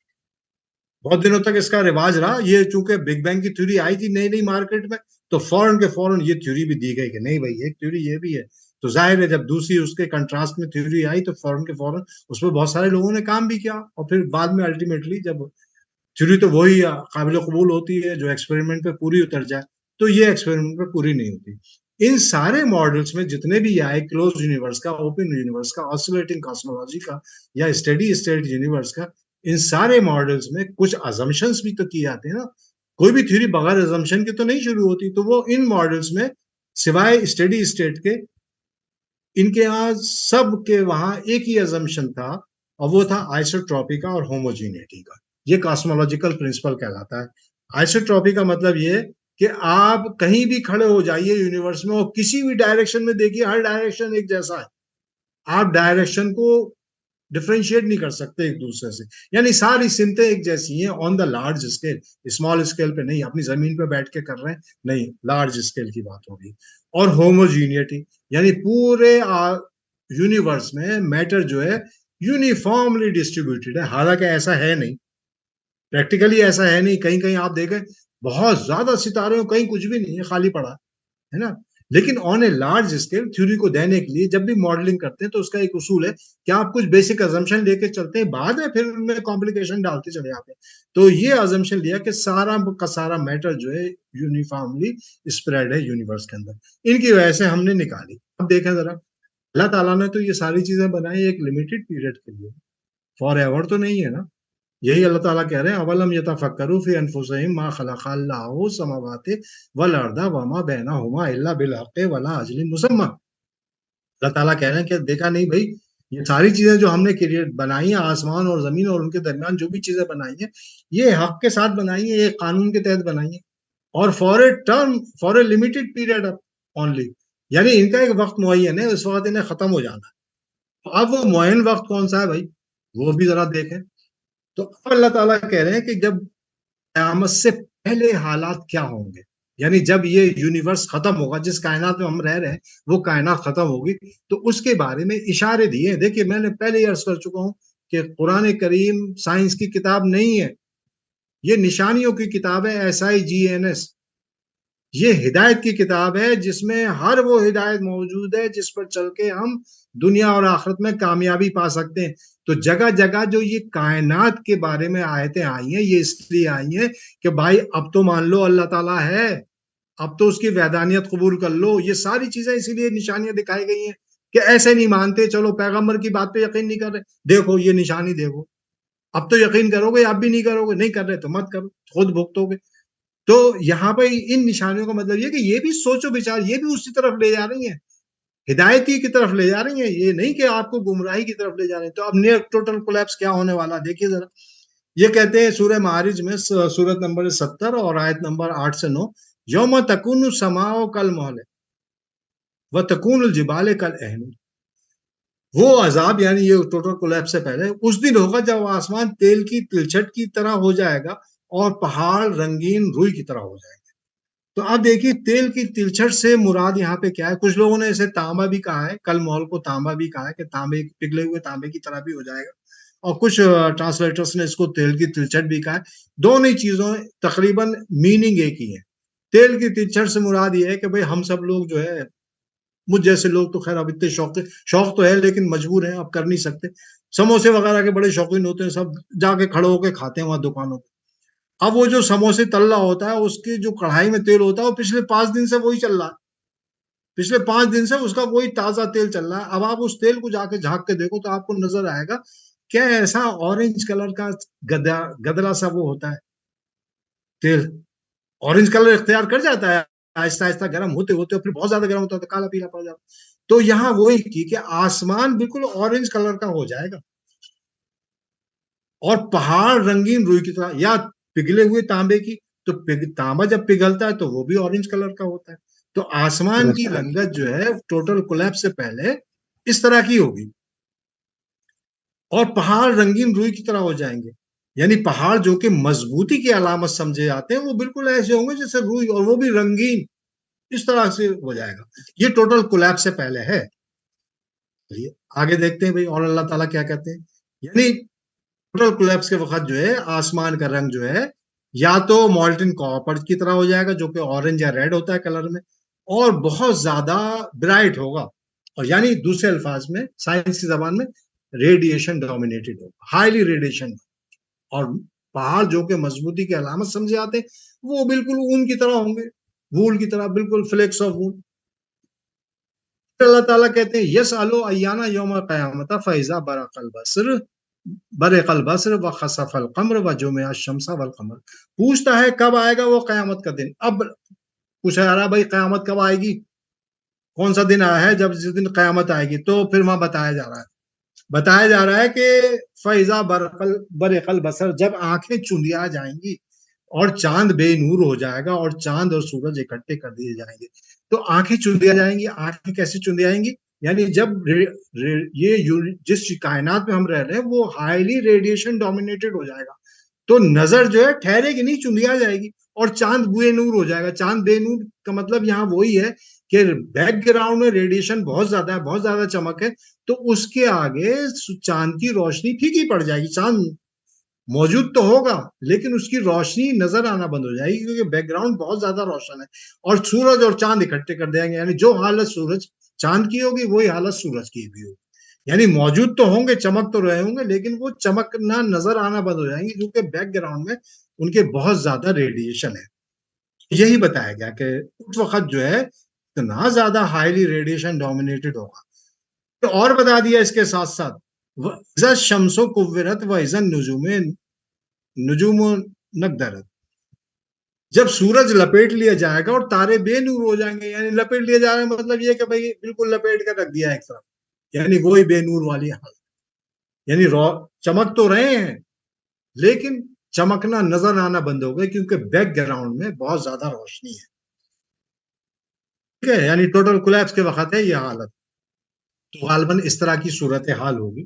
یہ آرٹسٹ کا کنسپشن ہے، ظاہر سی بات ہے اس وقت ہم نے آپ نے کہاں موجود رہنا ہے. تو آہستہ آہستہ یعنی یہ کنٹریکشن ہونا شروع ہو رہا ہے، اب یہ ساری چیزیں نزدیک آ رہی ہیں. تو جب یہ ساری گیلیکسیز جو ہیں یہ ساری چیزیں نزدیک آ گئی تو شروع میں جیسے شروع میں تھا آسمان کائنات ہماری شروع میں تھی کہ ریڈیشن ڈومینیٹڈ تھی، ویسے اس وقت جب یہ ہائیلی ریڈیشن ڈومینیٹڈ ہے تو اس کا مطلب اگر سورج اگر یہاں کہیں پایا جاتا تو ہمیں نظر نہیں آئے گا. سورج تو ہے لیکن وہ نظر نہیں آئے گا. سیز ٹو شائن کا مطلب یہ ہے کہ موجود تو ہے لیکن نظر نہیں آ رہا کیونکہ بیک گراؤنڈ میں روشنی بہت زیادہ ہے. نہ صرف یہ، اللہ تعالیٰ کہتے ہیں کہ بھائی ٹھیک ہے آپ کولیپس سے پہلے تو یہ اب ذرا تیار ہو جاؤ، ایک دھماکہ ہونے والا. یا ایھا الناس اتقوا ربکم ان زلزلۃ الساعۃ شیء عظیم. لوگوں اپنے رب سے ڈرو کہ قیامت کا زلزلہ ایک حادثہ عظیم ہوگا، یعنی ایک زبردست قسم کا دھماکہ ہونے والا ہے. وہ اسے قیامت کے زلزلے سے تعبیر کیا گیا ہے. Sign of blast near the total collapse. پھر اس ٹوٹل کولیپس کا یہ بتایا سورہ حقہ میں 13 سے 16 میں کہ جب سور پھونکا جائے گا، سور میں ایک بار سور پھونکا جائے گا تو پھر جو ہے، یعنی میں ترجمہ پڑھ دوں، آیت تو بہت بڑی ہے. جب سور پھونکا جائے گا، سور میں، سور کہتے ہیں ٹرمپٹ کو، میوزیکل آرگن جو ہوتا ہے، جو بگل ہوتا ہے، اس طرح کا بگل اسرافیل علیہ السلام. This is our belief and it should be proper belief, یعنی حتمی قسم کا یقین ہونا چاہیے کہ ایسا ہے. تو جب اسرافیل علیہ السلام کو آرڈر ہوگا اللہ تعالیٰ کے بھائی شروع کرو تم اپنا پروگرام، تو تب سور میں جب سور میں ایک بار پھونک مار دی جائے گی اور زمین اور پہاڑ دونوں اٹھا لیے جائیں گے، پھر ایک بار کی توڑ پھوڑ کر برابر کر دیے جائیں گے، تو اس روز ہو پڑنے والی یعنی قیامت ہو پڑے گی اور آسمان پھٹ جائے گا تو وہ اس دن کمزور ہوگا. یعنی اب یہاں پہ یہ بتایا جا رہا ہے کہ یہ کولیپس کا جب وقت آ جائے گا تب اس وقت سور پھونکا جائے گا اور اس کی آواز سے یہ سارے زمین پہاڑ واڑ یہ سب جو ہے اٹھا لیے جائیں اور سب توڑ پھوڑ کے برابر کر دیے جائیں گے اس سور کی آواز سے. اور پھر اس دن سمجھو کہ قیامت آ ہی گئی. تو اب یہاں سے یہ لگ رہا ہے کہ یہ ساؤنڈ ویوز کے ذریعے جو ہے تباہی مچے گی. یعنی سور پھونکا گیا، اس سور کی آواز سے ہر چیز تہس نہس ہو جائے گی. پہاڑوں کا ذکر اس لیے کہ پہاڑ اپنی مضبوطی کے لیے جانے جاتے ہیں، بہت مضبوط ہوتے ہیں، ایسے آسانی سے ہلتے نہیں ہیں. تو وہ بھی ریزہ ریزہ ہو کے بکھر جائیں گے اور آسمان بھی پڑ جائے گا کیونکہ اس دن کمزور ہو رہا ہے. تب یہ سارا فینومنا ہو کیسا ہوگا؟ یہ فینومنا سائنس کی زبان میں ریزوننس کا فینومنا کہلاتا ہے. اور ریزوننس کے فینومنے کے لیے ایگزامپل یہ ہے کہ دیکھیے یہ ایک گلاس ہے اور واقعی میں ہے، اس میں پانی بھی بھرا ہے. تو گلاس کے اندر جو پانی بھرا ہے تو اس کے اندر کچھ ویوز ہوتی ہیں اور ان ہر ویو کی کوئی نہ کوئی نیچرل فریکوینسی ہوتی ہے. تو اب جو میوزیکل آرگن ہے اس آرگن سے جو ویو نکل رہی ہے اس کی بھی اپنی فریکوینسی ہے. اب اس میوزیکل آرگن کی جو فریکوینسی اتنی ہے کہ جو اتنی زیادہ ہے کہ اس کی نیچرل فریکوینسی سے بڑھ گئی. یعنی جو میوزیکل آرگن فریکوینسی نکال رہا ہے اس کی فریکوینسی گلاس کے اندر جو پانی ہے اس کی نیچرل فریکوینسی سے زیادہ ہے. تو پھر یہ گلاس ٹوٹ جائے گا. تو جاز میوزیشین جو ہیں، جو جاز موسیقار جو ہوتے ہیں، وہ اس بات میں بڑا فخر محسوس کرتے ہیں. وہ پبلک کے سامنے گلاس میں پانی بھر کے رکھ دیتے اور پھر اپنے وائلن سے آواز نکالتے ہیں، وہ سر نکالتے ہیں، وہ فریکوینسی ڈیولپ ہوتی ہے اور پھر ایک وقت آتا ہے کہ جہاں یہ گلاس جو ہے ٹکڑے ٹکڑے ہو کے بکھر جاتا ہے. تو اس فینومنا کو ریزوننس کہتے ہیں. تو اس ریزوننس کے فینومنا کی وجہ سے ظاہر ہے اللہ تعالیٰ کا یہ ٹرمپٹ ہے، اللہ تعالیٰ کا میوزیکل آرگن تو معمولی تھوڑی ہوگا. اس سے جو بھی ویوز نکلیں گی ان کی فریکوینسی دنیا میں جتنی بھی چیزیں ہیں ان سب کی نیچرل فریکوینسی سے زیادہ ہوگی. سو چنانچہ تباہ بربادی ہو جائے گی اور سور جب پھونک دیا جائے گا. یہ ریزوننس کے بارے میں اگر آپ نے جاننا ہے تو ظاہر ہے میں نے اپنی چیزوں کی مارکیٹنگ بھی کرنی ہوتی ہے. تو یہ میرا پروڈکٹ ہے ڈفرینشیل ایکویشن. اور بہرحال یہ کتاب بڑی مشہور کتاب ہے. تیسرا ایڈیشن اس کا ابھی آیا ہے 2016 میں اور 19 پرنٹنگ 2021 میں ہوئی ہے اس کی. اور یہ نہ صرف ہندوستان کی میجر یونیورسٹی بلکہ کچھ غیر ملکوں میں بھی، غیر ملکی یونیورسٹیوں میں بھی یہ کتاب ٹیکسٹ بک کی حیثیت سے پرسکرائبڈ ہے. پلیز اپنا مائک بند کر دیجئے. اچھا، اب پہلا بلاسٹ ہو گیا، دھماکہ ہو گیا. اس کے بعد جو ہے ایک اور کا ہے بھائی اشارہ. اللہ تعالیٰ کہہ رہے ہیں یہ سورہ زمر میں، اور جب سور پھونکا جائے گا تو جو لوگ آسمان میں اور جو زمین میں سب بے ہوش ہو کر گر پڑیں گے مگر جس کو خدا چاہے. اور پھر کہا ثم نفخ فیہا اخری then will be a second one will be sounded. اور پھر ایک دوسرا ہوا، یعنی ایک مرتبہ سور پھونکا گیا پھر دوسری مرتبہ. اب ان دونوں سور کے درمیان میں کتنا وقفہ ہے اس کا اشارہ کہیں نہیں ہے پورے قرآن میں. ایٹ لیسٹ مجھے تو نہیں ملا. اگر آپ کو ملے تو بہت اچھی بات ہے، تلاش کیجیے. اب کولیپس ہو گیا، قیامت آ گئی، اب کیا ہونا ہے بھائی؟ اللہ تعالیٰ اس کے بارے میں بھی اشارے کر رہے ہیں. پلیز اپنا مائک بند کر دیجئے پلیز.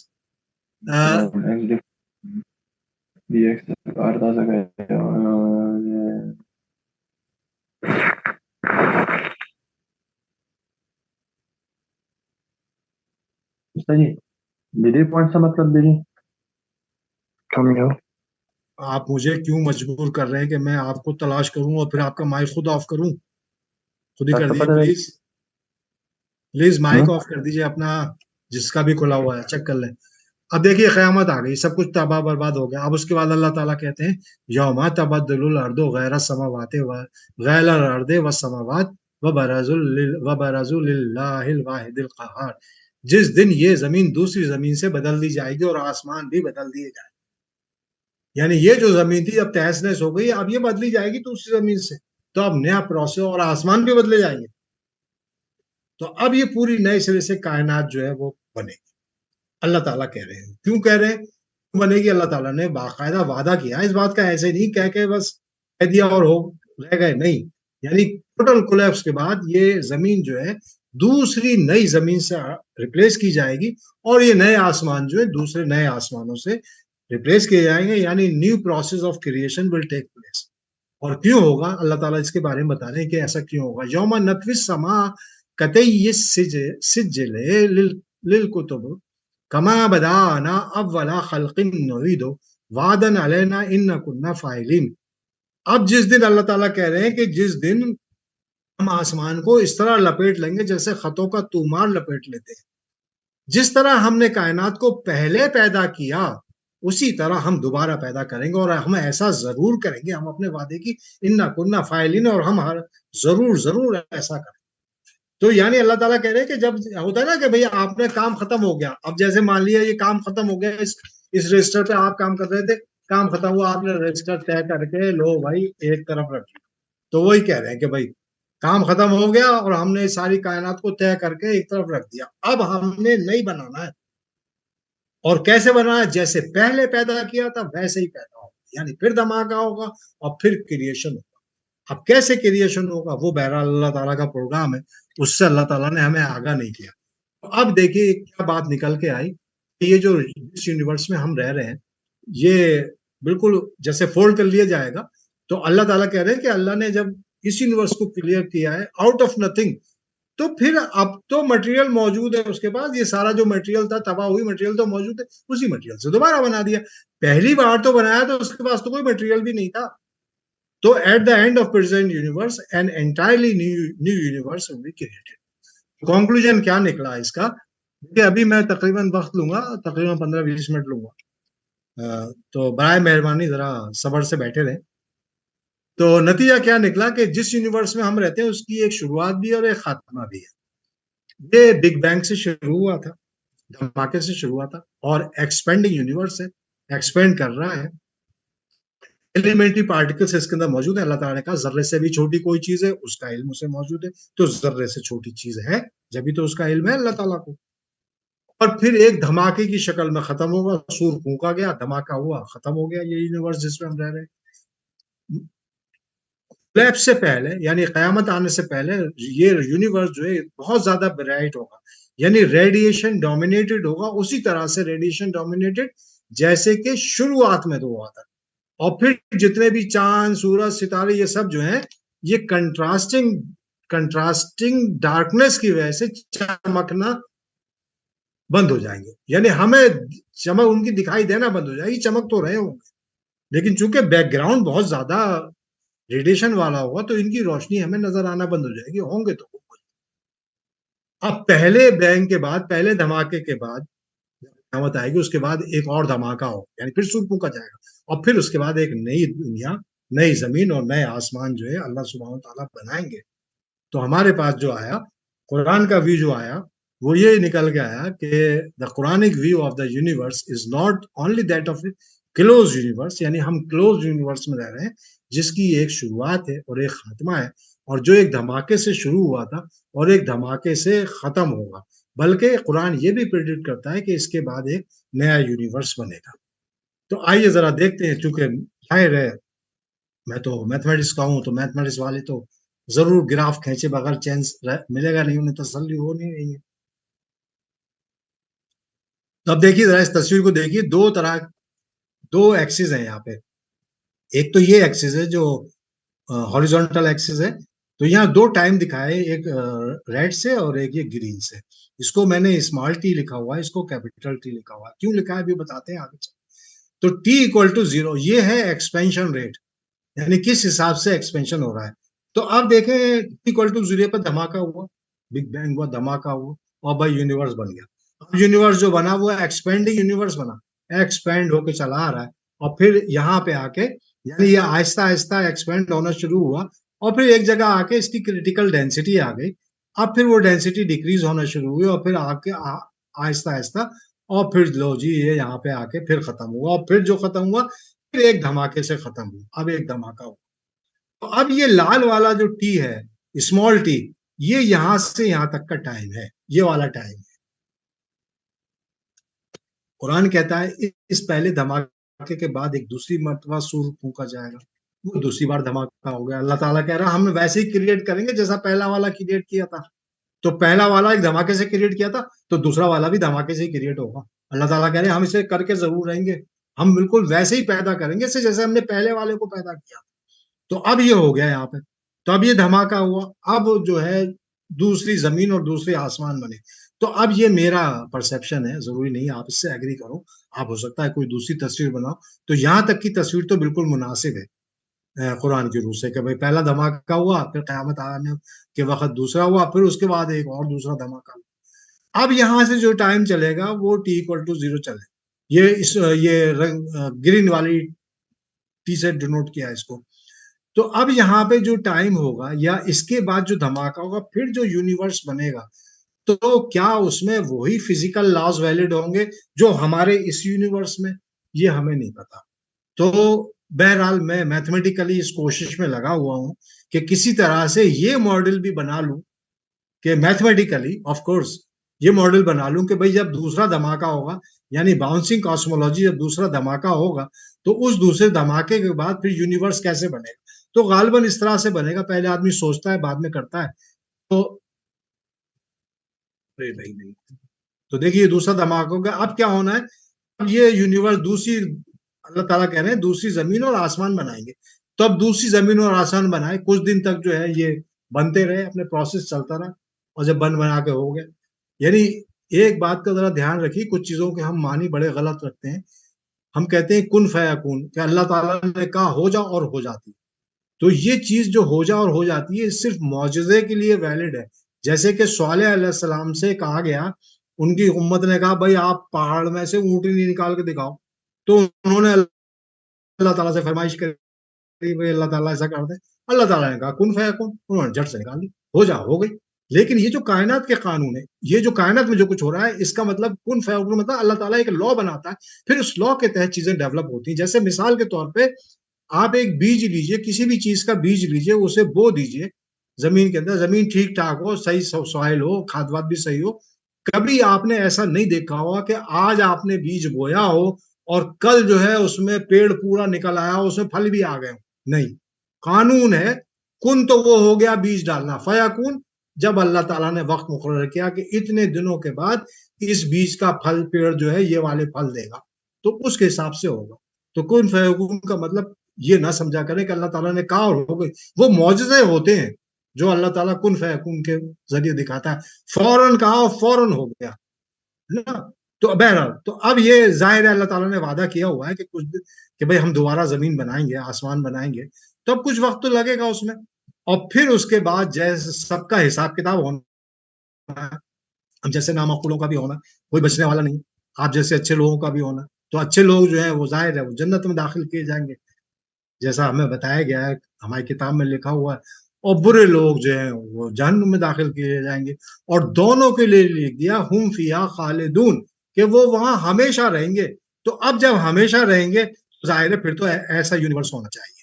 یعنی اب یہ ہمیشہ رہنے والا، یہ بالکل ایسے چلتا رہا ہے، کانسٹنٹ فنکشن، بالکل اب ہمیشہ ہے، انفینٹی تک چلا رہا، ہمیشہ رہیں گے. ہم فیہا خالدون، جنت والے جنت میں، دوزخ والے دوزخ میں. اب یہ بحث کا مضمون ہے کتنے دن رہیں گے وغیرہ وغیرہ، اس سے ہمیں یہاں کوئی لینا دینا نہیں. تو بہرحال یہ ایک میرا پرسیپشن ہے، ہو سکتا ہے غلط ہو سکتا ہے صحیح بھی ہو، واللہ عالم، اللہ اپنے حساب سے مجھے معاف کر دے یا سزا دے، جیسا بھی چاہے۔ بہرحال میں تو معافی کا طلبگار ہوں، اگر اللہ تعالیٰ میرے جو انٹرپریٹیشن دی ہے اگر وہ غلط ہے تو اللہ تعالیٰ مجھے معاف کر دے، وہ بھی بہرحال میرے کو حاصل تھا۔ اب آئیے دیکھتے ہیں ذرا، یہ سب ہم نے دیکھی، اب ذرا ہم دیکھیں ہمارا مقام ہے کیا، ذرا اس یونیورس میں، اس کائنات میں ہم کہاں پائے جاتے ہیں، اسی سے تو اندازہ ہوگا نا اللہ تعالیٰ کی قوت کا۔ اب تک تو ٹھیک تھا بھائی، تھیوری چل رہی، ایسا ہوگا ویسا ہوگا لکھ دیا، اب دیکھو ذرا اپنی آنکھوں سے کیا ہے۔ تو دیکھیے شروعات کرتے ہیں زمین سے، یہ ہماری زمین ہے اور یہ دوسرے پلانٹ ہے، آپس میں ذرا سائزز کا کمپیریزن کرتے ہیں۔ زمین اچھی خاصی بڑی ہے، یہ پلوٹو اب نہیں مانتے لیکن میں بہرحال لکھ لیتا ہوں اسے بھی۔ تو یہ مرکری ہے جو سب سے نزدیکی سیارہ ہے سورج سے، پہلا سیارہ یہی ہے۔ مرکری کے مقابلے ہماری اچھی خاصی بڑی ہے، وینس سے بھی خاصی بڑی ہے، مارس سے بھی بڑی ہے۔ اب ذرا اور کمپیریزن کریں، بڑے بڑے پلانٹ سے ذرا کمپیئر کریں تو اب دیکھیں ذرا یہ یورینس، یہ اس سے دیکھیں جوپیٹر اور سیٹرن کے مقابلے میں ہماری زمین یہ ہے۔ اب ذرا سورج سے مقابلہ ہو جائے گا، سورج یہ ہے ہمارا، زمین یہ ہے بھائی ننھی سی، یہاں پہ ہے زمین ایک پوائنٹ کے برابر، اتنا بڑا سورج ہے ہمارا۔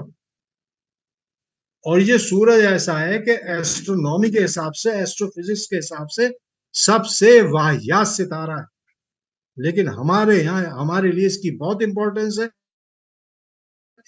اس لیے کہ اس کی وجہ سے زمین پر زندگی قائم، تو ہمارے لیے بہت امپورٹنٹ ہے۔ تو دیکھیے زمین جو ہے یہاں پہ سورج کے مقابلے، اب ذرا سورج کا کمپیریزن کر لیں یونیورس کے اندر اور دیکھیں یونیورس میں کہاں جاتا ہے۔ تو اب میں نے یہ کرنا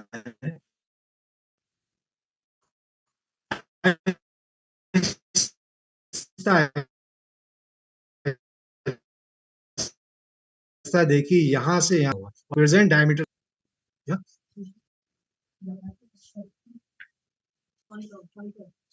اس سے نہیں دکھے گا، تو یہ ہمارا سورج ہے، اور سورج سے نزدیک ترین ستارہ ہم نے چھٹی کلاس میں پڑھا ہے الفا سینٹاوری ہوتا ہے، تو وہ بھی نظر آ رہا ہے۔ کیوں؟ کیونکہ ابھی ہم نے جو ڈسٹینس دکھایا ہوا ہے، یہ یونیورس کا جو ہم نے ڈائمیٹر دکھایا ہوا ہے، یہ صرف 10 لائٹ ایئر ہے۔ اب ذرا اسے بڑھاتے ہیں اور دیکھتے ہیں ہمارا سورج اب کہاں پایا جاتا ہے۔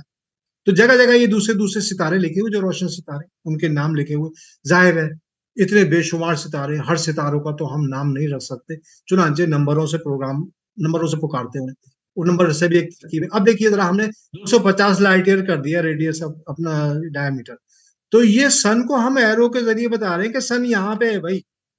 اب سن کے آس پاس دوسرے اسٹار نظر آ رہے ہیں، یہ کیپیلا ہے، یہ ویگا ہے، یہ الدی باران ہے، یہ دوسرے ستارے نظر آ رہے ہیں، اور سورج یہاں اس کے ذریعے ہم تیر کے ذریعے دکھا رہے ہیں۔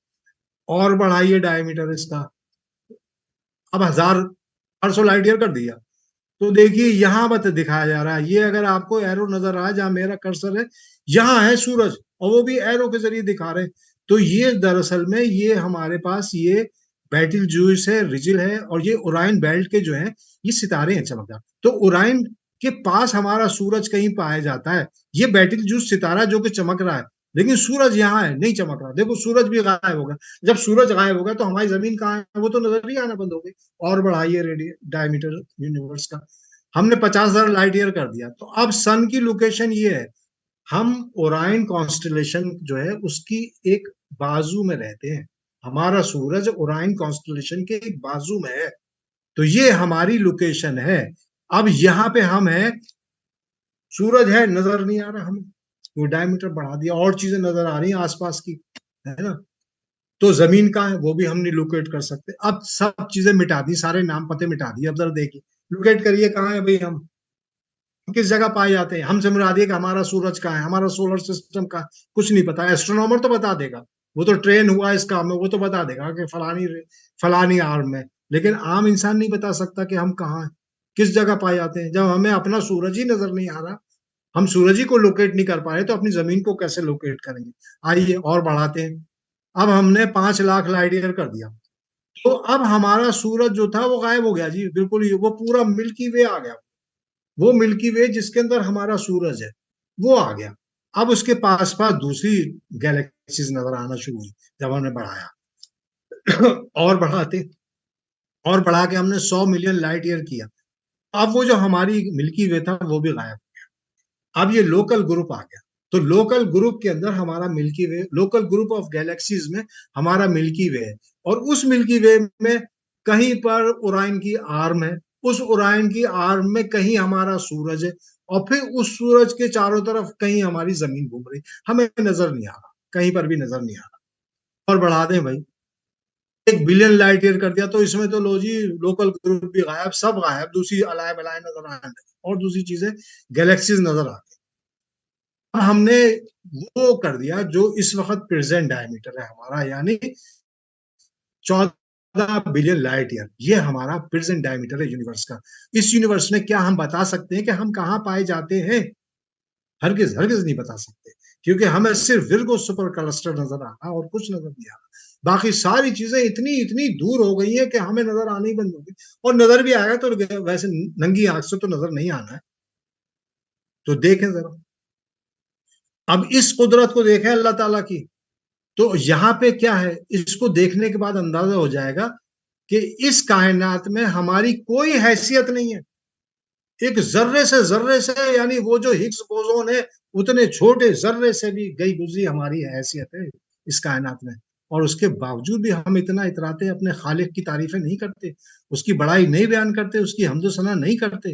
ہمیں اندازہ ہی نہیں ہے کہ وہ کتنا زبردست ہے، کتنا عظیم ہے. وہ واقعی میں اللہ اکبر، وہ بہت عظیم ہے. ہم نہیں پتہ لگا سکتے کہ ہمارا کہاں، ہماری کوئی حیثیت نہیں ہے، لیکن ہماری اہمیت ہے.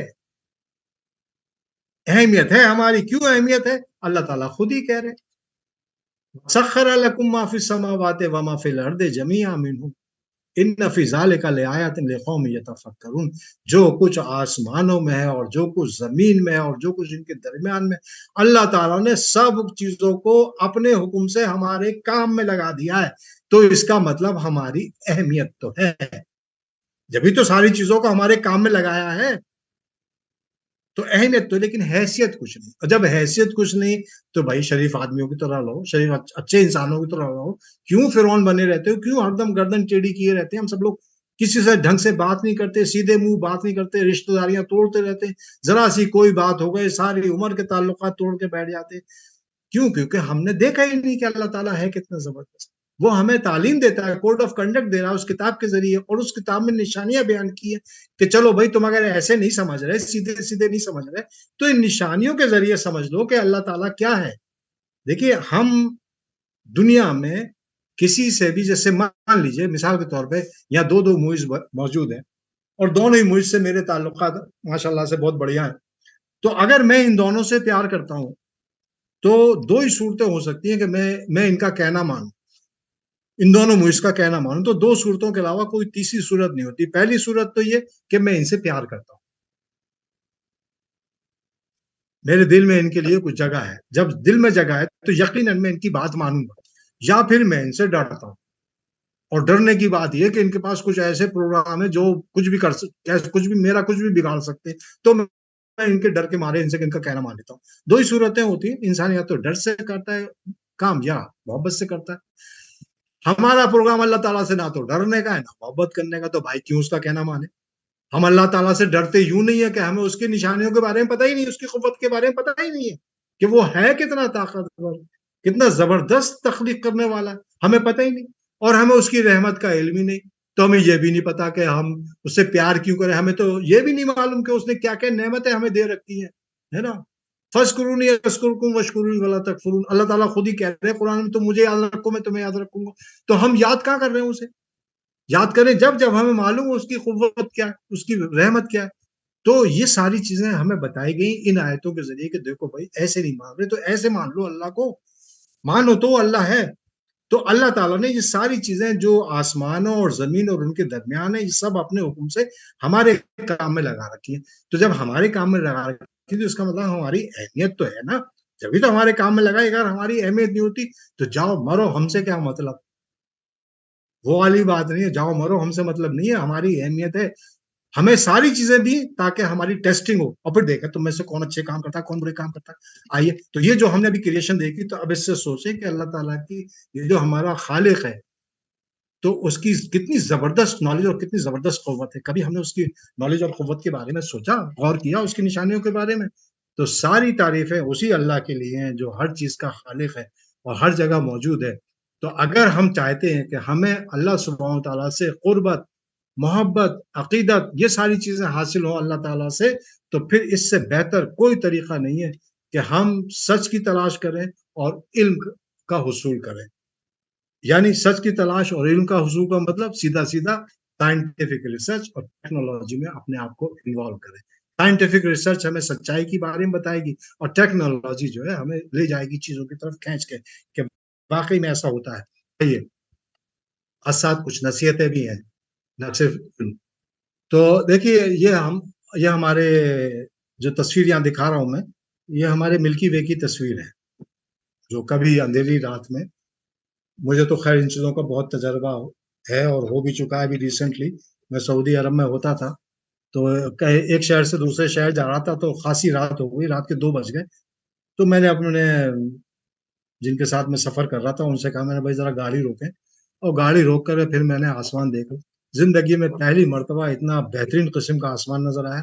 ایک ایک تارا، ایک ایک کانسٹیلیشن بالکل صاف گن سکتا ہے، آدمی دیکھ سکتا ہے. تو وہاں پہ نظر آتی ہے، بے اختیار سبحان اللہ نکلتا ہے زبان سے، الحمدللہ نکلتا ہے، اللہ کی تعریفوں کے علاوہ کچھ نکلتا ہی نہیں ہے. ایسی چیزیں دیکھ کے ہم شہر والے لوگ تو ان چیزوں سے محروم ہیں. شہر میں ہمیں سورج بھی ڈھنگ سے نظر نہیں آتا، چاند بھی ڈھنگ سے نظر نہیں آتا، تو تارے کیا نظر آئیں گے وغیرہ وغیرہ. تو بہرحال یہ ہمارا ملکی وے ہے جو آسمان پہ نارتھ سے لے کے ساؤتھ تک میں پھیلا ہوا ہے. تو ہمارے اس ملکی وے میں، یعنی جس میں ہم رہ رہے ہیں، ہماری گیلیکسی جس میں ہم رہ رہے ہیں، تقریباً 100 بلین سے لے کے اور 100 ارب سے لے کے اور 400 ارب تک ستارے ہوتے ہیں. جیسے میں نے پہلے بتایا تھا، رفلی یہ رینج ہے. ہماری آنکھ جو ہے ان میں سے وہ اسٹار دیکھ سکتی ہے جن کا میگنیچیوڈ آف برائٹنس +6 تک ہوتا ہے یا 6.5 تک ہوتا ہے. اور وہ ایسے ستارے جو ہیں وہ 2600 سے لے کے 4500 تک کے درمیان میں ہیں. اور یہ جب بہت ہی پرفیکٹ کنڈیشن ہو، ناردرن ہیمیسفیئر کی بات کر رہے ہیں ہم، تو پرفیکٹ کنڈیشن ہو تو تب اس میں یہ نظر آتے ہیں. تو ویزیبل ٹو نیکڈ آئی، ذرا یہ تصویر دیکھ لیں، یہ 0 ہے اور یہ +6 ہے. 0 کے ادھر جو ہے +6 ہوتے ہیں اور 0 کے ادھر جتنے بھی نمبر آئیں گے نیگیٹو. تو یہاں سے نیگیٹو سے لے کے جن کا میگنیچیوڈ آف برائٹنس نیگیٹو سے لے کے +6 تک ہے، وہ ہم نیکڈ آئی سے دیکھ سکتے ہیں. اس کے بعد پھر جو ہمیں، یعنی +6 سے زیادہ اگر کسی کا میگنیچیوڈ آف برائٹنس ہے تو وہ پھر اس کے لیے ہمیں ٹیلیسکوپ کی ضرورت پڑتی ہے. تو چند میں آپ کو بتا رہا ہوں، چند جو مشہور ستارے ہیں ان کا ذرا میگنیچیوڈ آف برائٹنس دیکھ لیں جو ہمیں ننگی آنکھ سے نظر آتے ہیں. ننگی آنکھ سے مراد یہ کہ یہ چشمہ اتار کے، چشمہ لگا کے نہیں، مطلب معقول آئی سائڈ ہو اور چشمہ لگا کے دیکھیں تو دور والا چشمہ آپ کا صحیح ہو. میرا تو نزدیک والا صحیح ہے، دور کی چیزیں مجھے صحیح نظر آتی ہیں. تو مطلب خیر چلیے. تو میگنیچیوڈ آف برائٹنس کچھ ستاروں کا میں بتاتا ہوں یہاں پہ، کہ جیسے ایک ستارہ ہے سائرس. یہ وہ ستارہ ہے جس کا ذکر قرآن کریم میں بھی، اس کو شورا کہتے ہیں عربی میں. تو عرب میں اس زمانے میں ابراہیم علیہ السلام کے دور میں ستاروں کی پوجا بھی ہوتی تھی. تو اسی ستارے کی پوجا ہوتی تھی. یہ سیریا کی طرف نکلتا تھا، یعنی ساؤتھ کی سائڈ میں نکلتا تھا سعودی کے. آج کل بھی نظر آئے گا، کچھ دنوں بعد جنوری فروری آ جائے تب یہ نظر آئے گا خوب. تو یہ سائرس کہلاتا ہے، شورا کہلاتا ہے. تو اس کا میگنیچیوڈ ہے -1.4. تو میگنیچیوڈ یعنی نیگیٹو سائڈ میں، 0 کے ادھر ہے نیگیٹو سائڈ. تو خوب چمکدار ہے، بہت پاس ہے، 8.6 لائٹ ایئر کی فاصلے پہ، زیادہ دور نہیں ہے. ایک اور ستارہ ہے جس کا ویگا نام ہے، وہ ہے 0.1 اس کا میگنیچیوڈ ہے.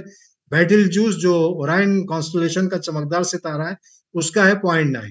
سورج کا میگنیچیوڈ آف برائٹنس ہے -26. اتنا چمکدار ہے جبھی تو ہم آنکھ ملا کے دیکھ سکتے سورج کو. اور چاند کا بہرحال -11.2. فل مون کی بات ہو رہی ہے. اب ایک ستارہ میں نے یہاں لکھ دیا ہے جس کا میگنیچیوڈ آف برائٹنس ہے +21. تو ظاہر ہے اسے تو ننگی آنکھ سے نظر آنا نہیں ہے. یہ کہہ رہا، یہ سگنس ایک کانسٹلیشن ہوتا ہے، اس کے اندر یہ ستارہ ہے. تو یہ ستارہ میں نے خاص کر کے مینشن کیا ہے، اس کا نمبر ہے، نام نہیں ہے، 262668 اور HDE. تو ہینری ڈریپر نام کا ایک ایسٹرونامر ہوتا تھا، اس نے ایک کیٹالاگ بنایا ان ستاروں کا جو نیکڈ آئی سے ویزیبل نہیں ہے. ٹیلیسکوپ لے کے بیٹھ گیا اور بناتا رہا کیٹالاگ.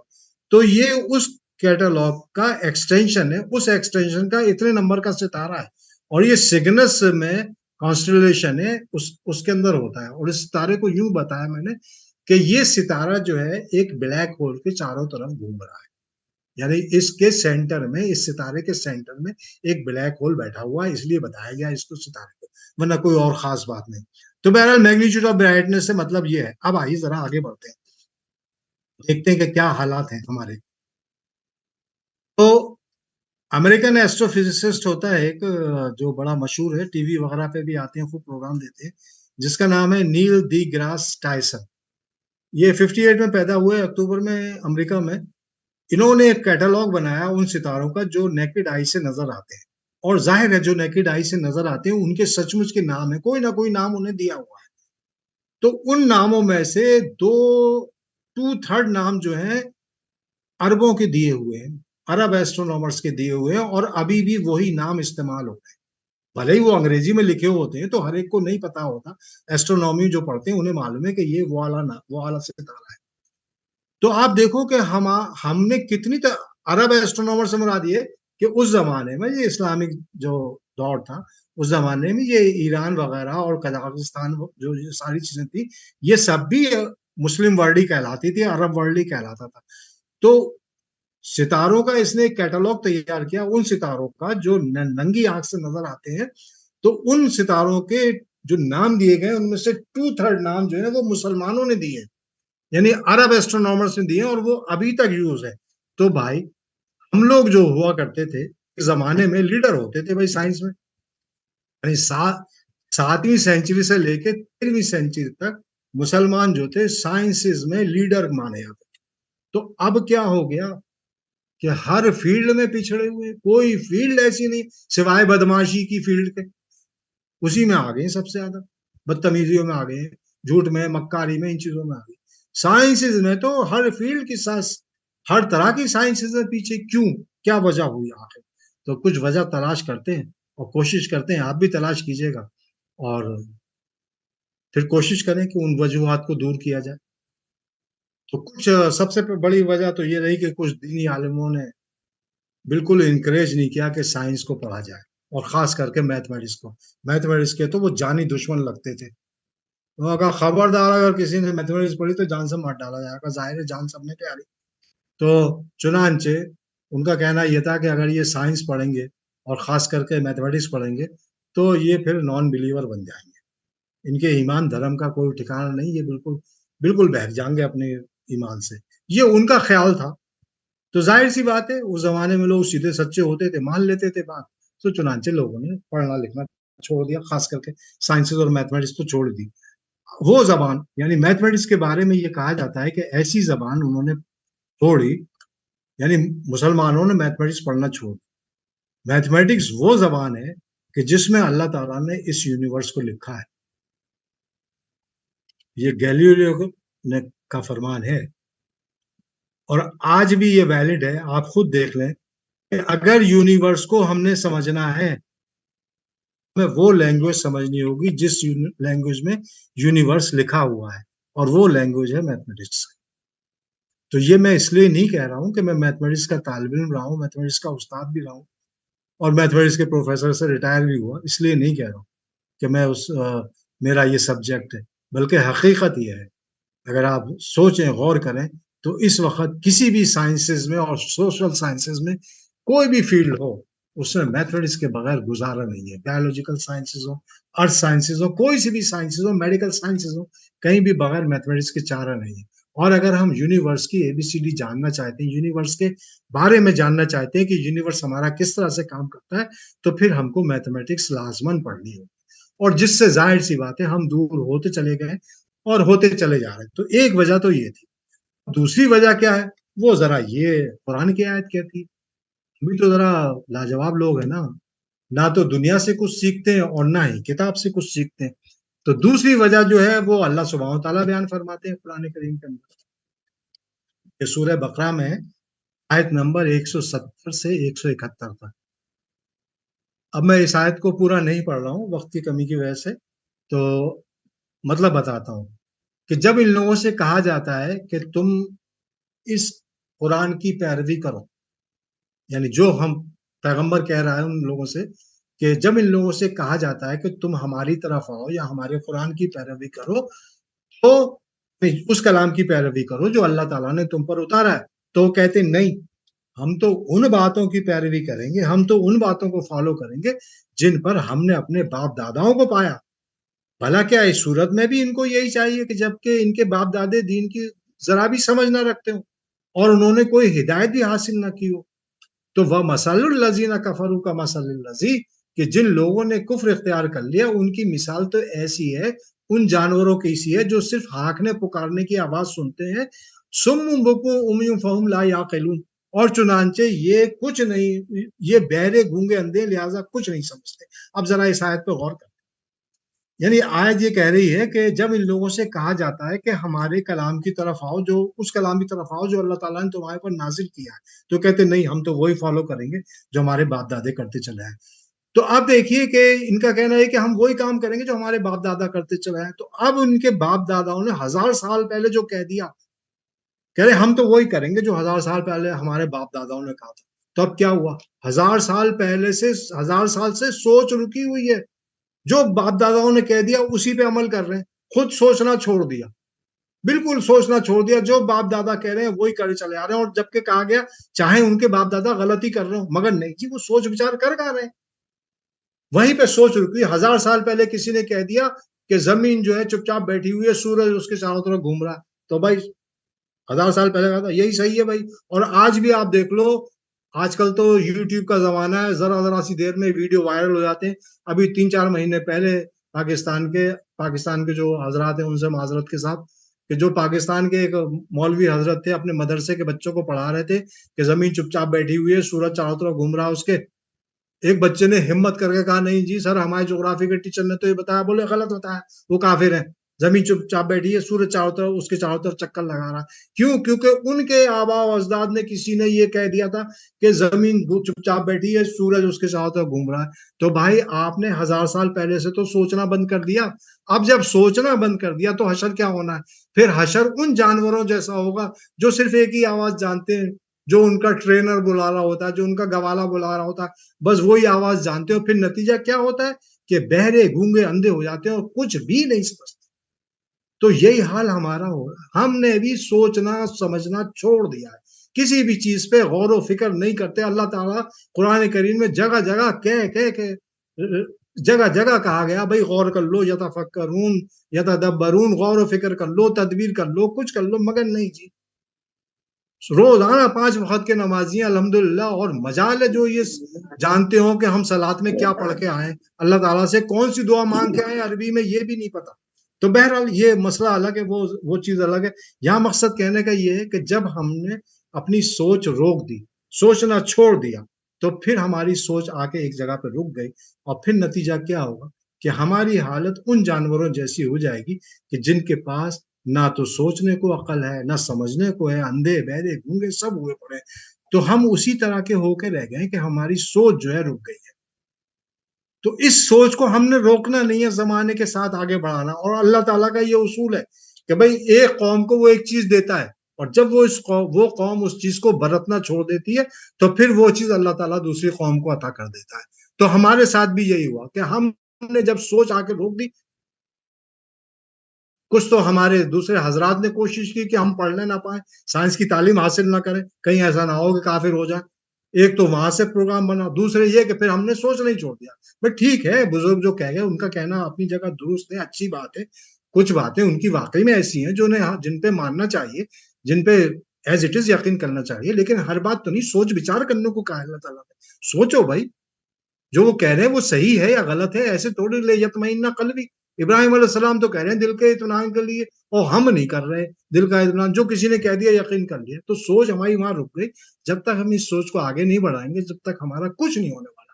ہم سائنسز میں کہیں ترقی نہیں کریں گے، اور کسی جگہ بھی ترقی نہیں کریں گے، چاہے وہ سائنس ہو. سائنس کا مطلب یہ کہ ہر وہ علم جو آپ کو حقیقت بتائے. تو آرٹس فیکلٹی کے بھی علم جو ہے حقیقت بتاتے ہیں، یعنی سوشل سائنسز جو ہے وہ بھی سائنسز ہی کہلاتی ہیں. تو مقصد سائنس کا مطلب یہی نہیں فزکس کیمسٹری، بلکہ سائنسز کا مطلب ہر وہ علم جو آپ کو حقیقت سے آشنا کرے. تو جب تک ہم اس کے بارے میں سوچیں گے نہیں، ہم کیسی چیزوں کی حقیقت جانیں. تو ہم نے سوچ چھوڑ دی. تو جب ہم نہیں سوچتے ہیں تو پھر حشر یہی ہونے والا. اور پھر کیا حشر ہوتا ہے دیکھیے ذرا. دنیا کی آبادی جو ہے تقریباً 8 ارب ہے. 8 बिलियन है। और मराकश से लेके इंडोनेशिया तक 57 मुसलमानी मुमलिकत है, और मुसलमानों की तादाद दुनिया में सिर्फ 2 बिलियन 2 अरब साल है। 8 में से 2 बिलियन है, 25% जो है शेयर है हमारा दुनिया की आबादी में। और जरा देखिए हाल क्या है हमारा, क्योंकि हमने सोच विचार तो थोड़ा रखा है। वहां सोच रुकी हुई 1000 साल पहले से। 1000 साल पहले किसी ने कह दिया जमीन जो चुपचाप बैठी है, तो हम भी कह रहे हैं हाँ जी चुपचाप बैठी है। सन 1901 से नोबेल प्राइज साइंसेज में अवार्ड होना शुरू हुए, अब तक जो है तकरीबन 900 नोबेल प्राइज मिले साइंसेज के अंदर। मैं उसकी बात नहीं कर रहा, पीस प्राइज और लिटरेचर उन सब की, साइंसेज की बात हो रही। साइंस में तकरीबन 900 नोबेल इनाम मिल चुके हैं अब तक। नोबेल इनाम में हमारा शेयर कितना है? 2 बिलियन है, हम 2 अरब में हमारा शेयर है 3 अदद नोबेल प्राइज। 2 केमिस्ट्री में, एक टर्किश को मिला, एक इजिप्शियन को मिला, और ये दोनों अमेरिका के शहरी थे। एक फिजिक्स में मिला अब्दुल सलाम साहब को जो पाकिस्तान थे। से हमारा शेयर सिर्फ इतना सा है 3 का, 2 बिलियन की, 2 अरब की आबादी में। क्यों? क्योंकि हमने सोचना विचारना छोड़ दिया, सोचने पे रोक लगा दी अपनी, गौर और फिक्र ही नहीं कर रहे, अल्लाह की निशानियों पे देख ही नहीं रहे, गौर ही नहीं कर रहे, कुछ नहीं कर रहे। तो भाई अल्लाह ताला कहता है जब तुम हमारी तरफ आ ही नहीं रहे, तो भाई हम अपनी नेमतें तुम्हें क्यों दें? हम तो दूसरों को देंगे, दूसरी कौम को थमा देता है अल्लाह ताला। और जो आम चीजें हैं, रोटी पानी कपड़ा हवा, ये तो वो सबको देगा, आप चाहे मानो चाहे मत मानो, वो तो हर एक को देगा। लेकिन जो बकिया नेमतें हैं, जो एक्स्ट्रा नेमतें हैं, जिनसे आप दुनिया और आखिरत में कामयाबी का हासिल करो, वो एक्स्ट्रा नेमतें तो जब ही देगा ना, जब आप सोच करोगे, अल्लाह ताला की आयतों पे गौर करोगे, जो कुछ आपके सामने हो रहा है उस पर गौर और फिक्र करोगे, और चाहोगे कि कौम आगे बढ़े किसी तरह से। तो ये जरूरी नहीं है, देखिए ये कतई जरूरी नहीं है। ये जो कहा गया है, क्या कहते हैं, इकरा बिस्मि रब्बिकल लज़ी खलक, तो उसमें इकरा जो लफ्ज आया उसमें आया पढ़ने का। तो वहां पढ़ने से मुराद ये नहीं है कि सिर्फ दीनियाती पढ़नी है, दीनी इल्म हासिल, हर वो इल्म हासिल करना है जिससे बनी नौ इंसान को इस दुनिया में और आखिरत में भी फायदा हो, हर वो इल्म हासिल करना। तो हम इल्म हासिल जब भी तो करेंगे जब हम सोचो बेरार, जब हम सोचना कंटिन्यूअस प्रोसेस की तरह से इख्तियार करेंगे, और कंटिन्यूअस प्रोसेस की तरह से इख्तियार नहीं करेंगे तो भाई फिर हशर यही होना है कि 3 नोबेल प्राइज है हमारे पास। अब उसके मुकाबले में जरा दूसरी तरफ देखिए, यहूदियों की आबादी दुनिया में 1 करोड़ और 60 लाख है, हम 1 करोड़ 60 लाख है, और नोबेल प्राइज मालूमात में गिरा हुआ, यानी तारीखियों से ही गिरा हुआ, ऐसी तारीखी जहाँ कुछ ना सुझाई दे। तो बहरहाल हमको पुरानी आयत पर सोचो विचार करना है, गौर व फिक्र करना है, अल्लाह ताला की निशानियों से सबक हासिल करने, ताकि हम न सिर्फ इस दुनिया में बल्कि कायनात, बल्कि आने वाली दुनिया जो है जिसे आखिरत कहा जाता है, जहाँ हमारे अमाल का हिसाब किताब होगा, और जन्नत दोज़ख उन्हीं अमाल के हिसाब किताब की वजह से मिलेगी, हमें उसमें कामयाबी मिले। वाखिर दावाना अनिल हम्दुलिल्लाहि रब्बिल आलमीन।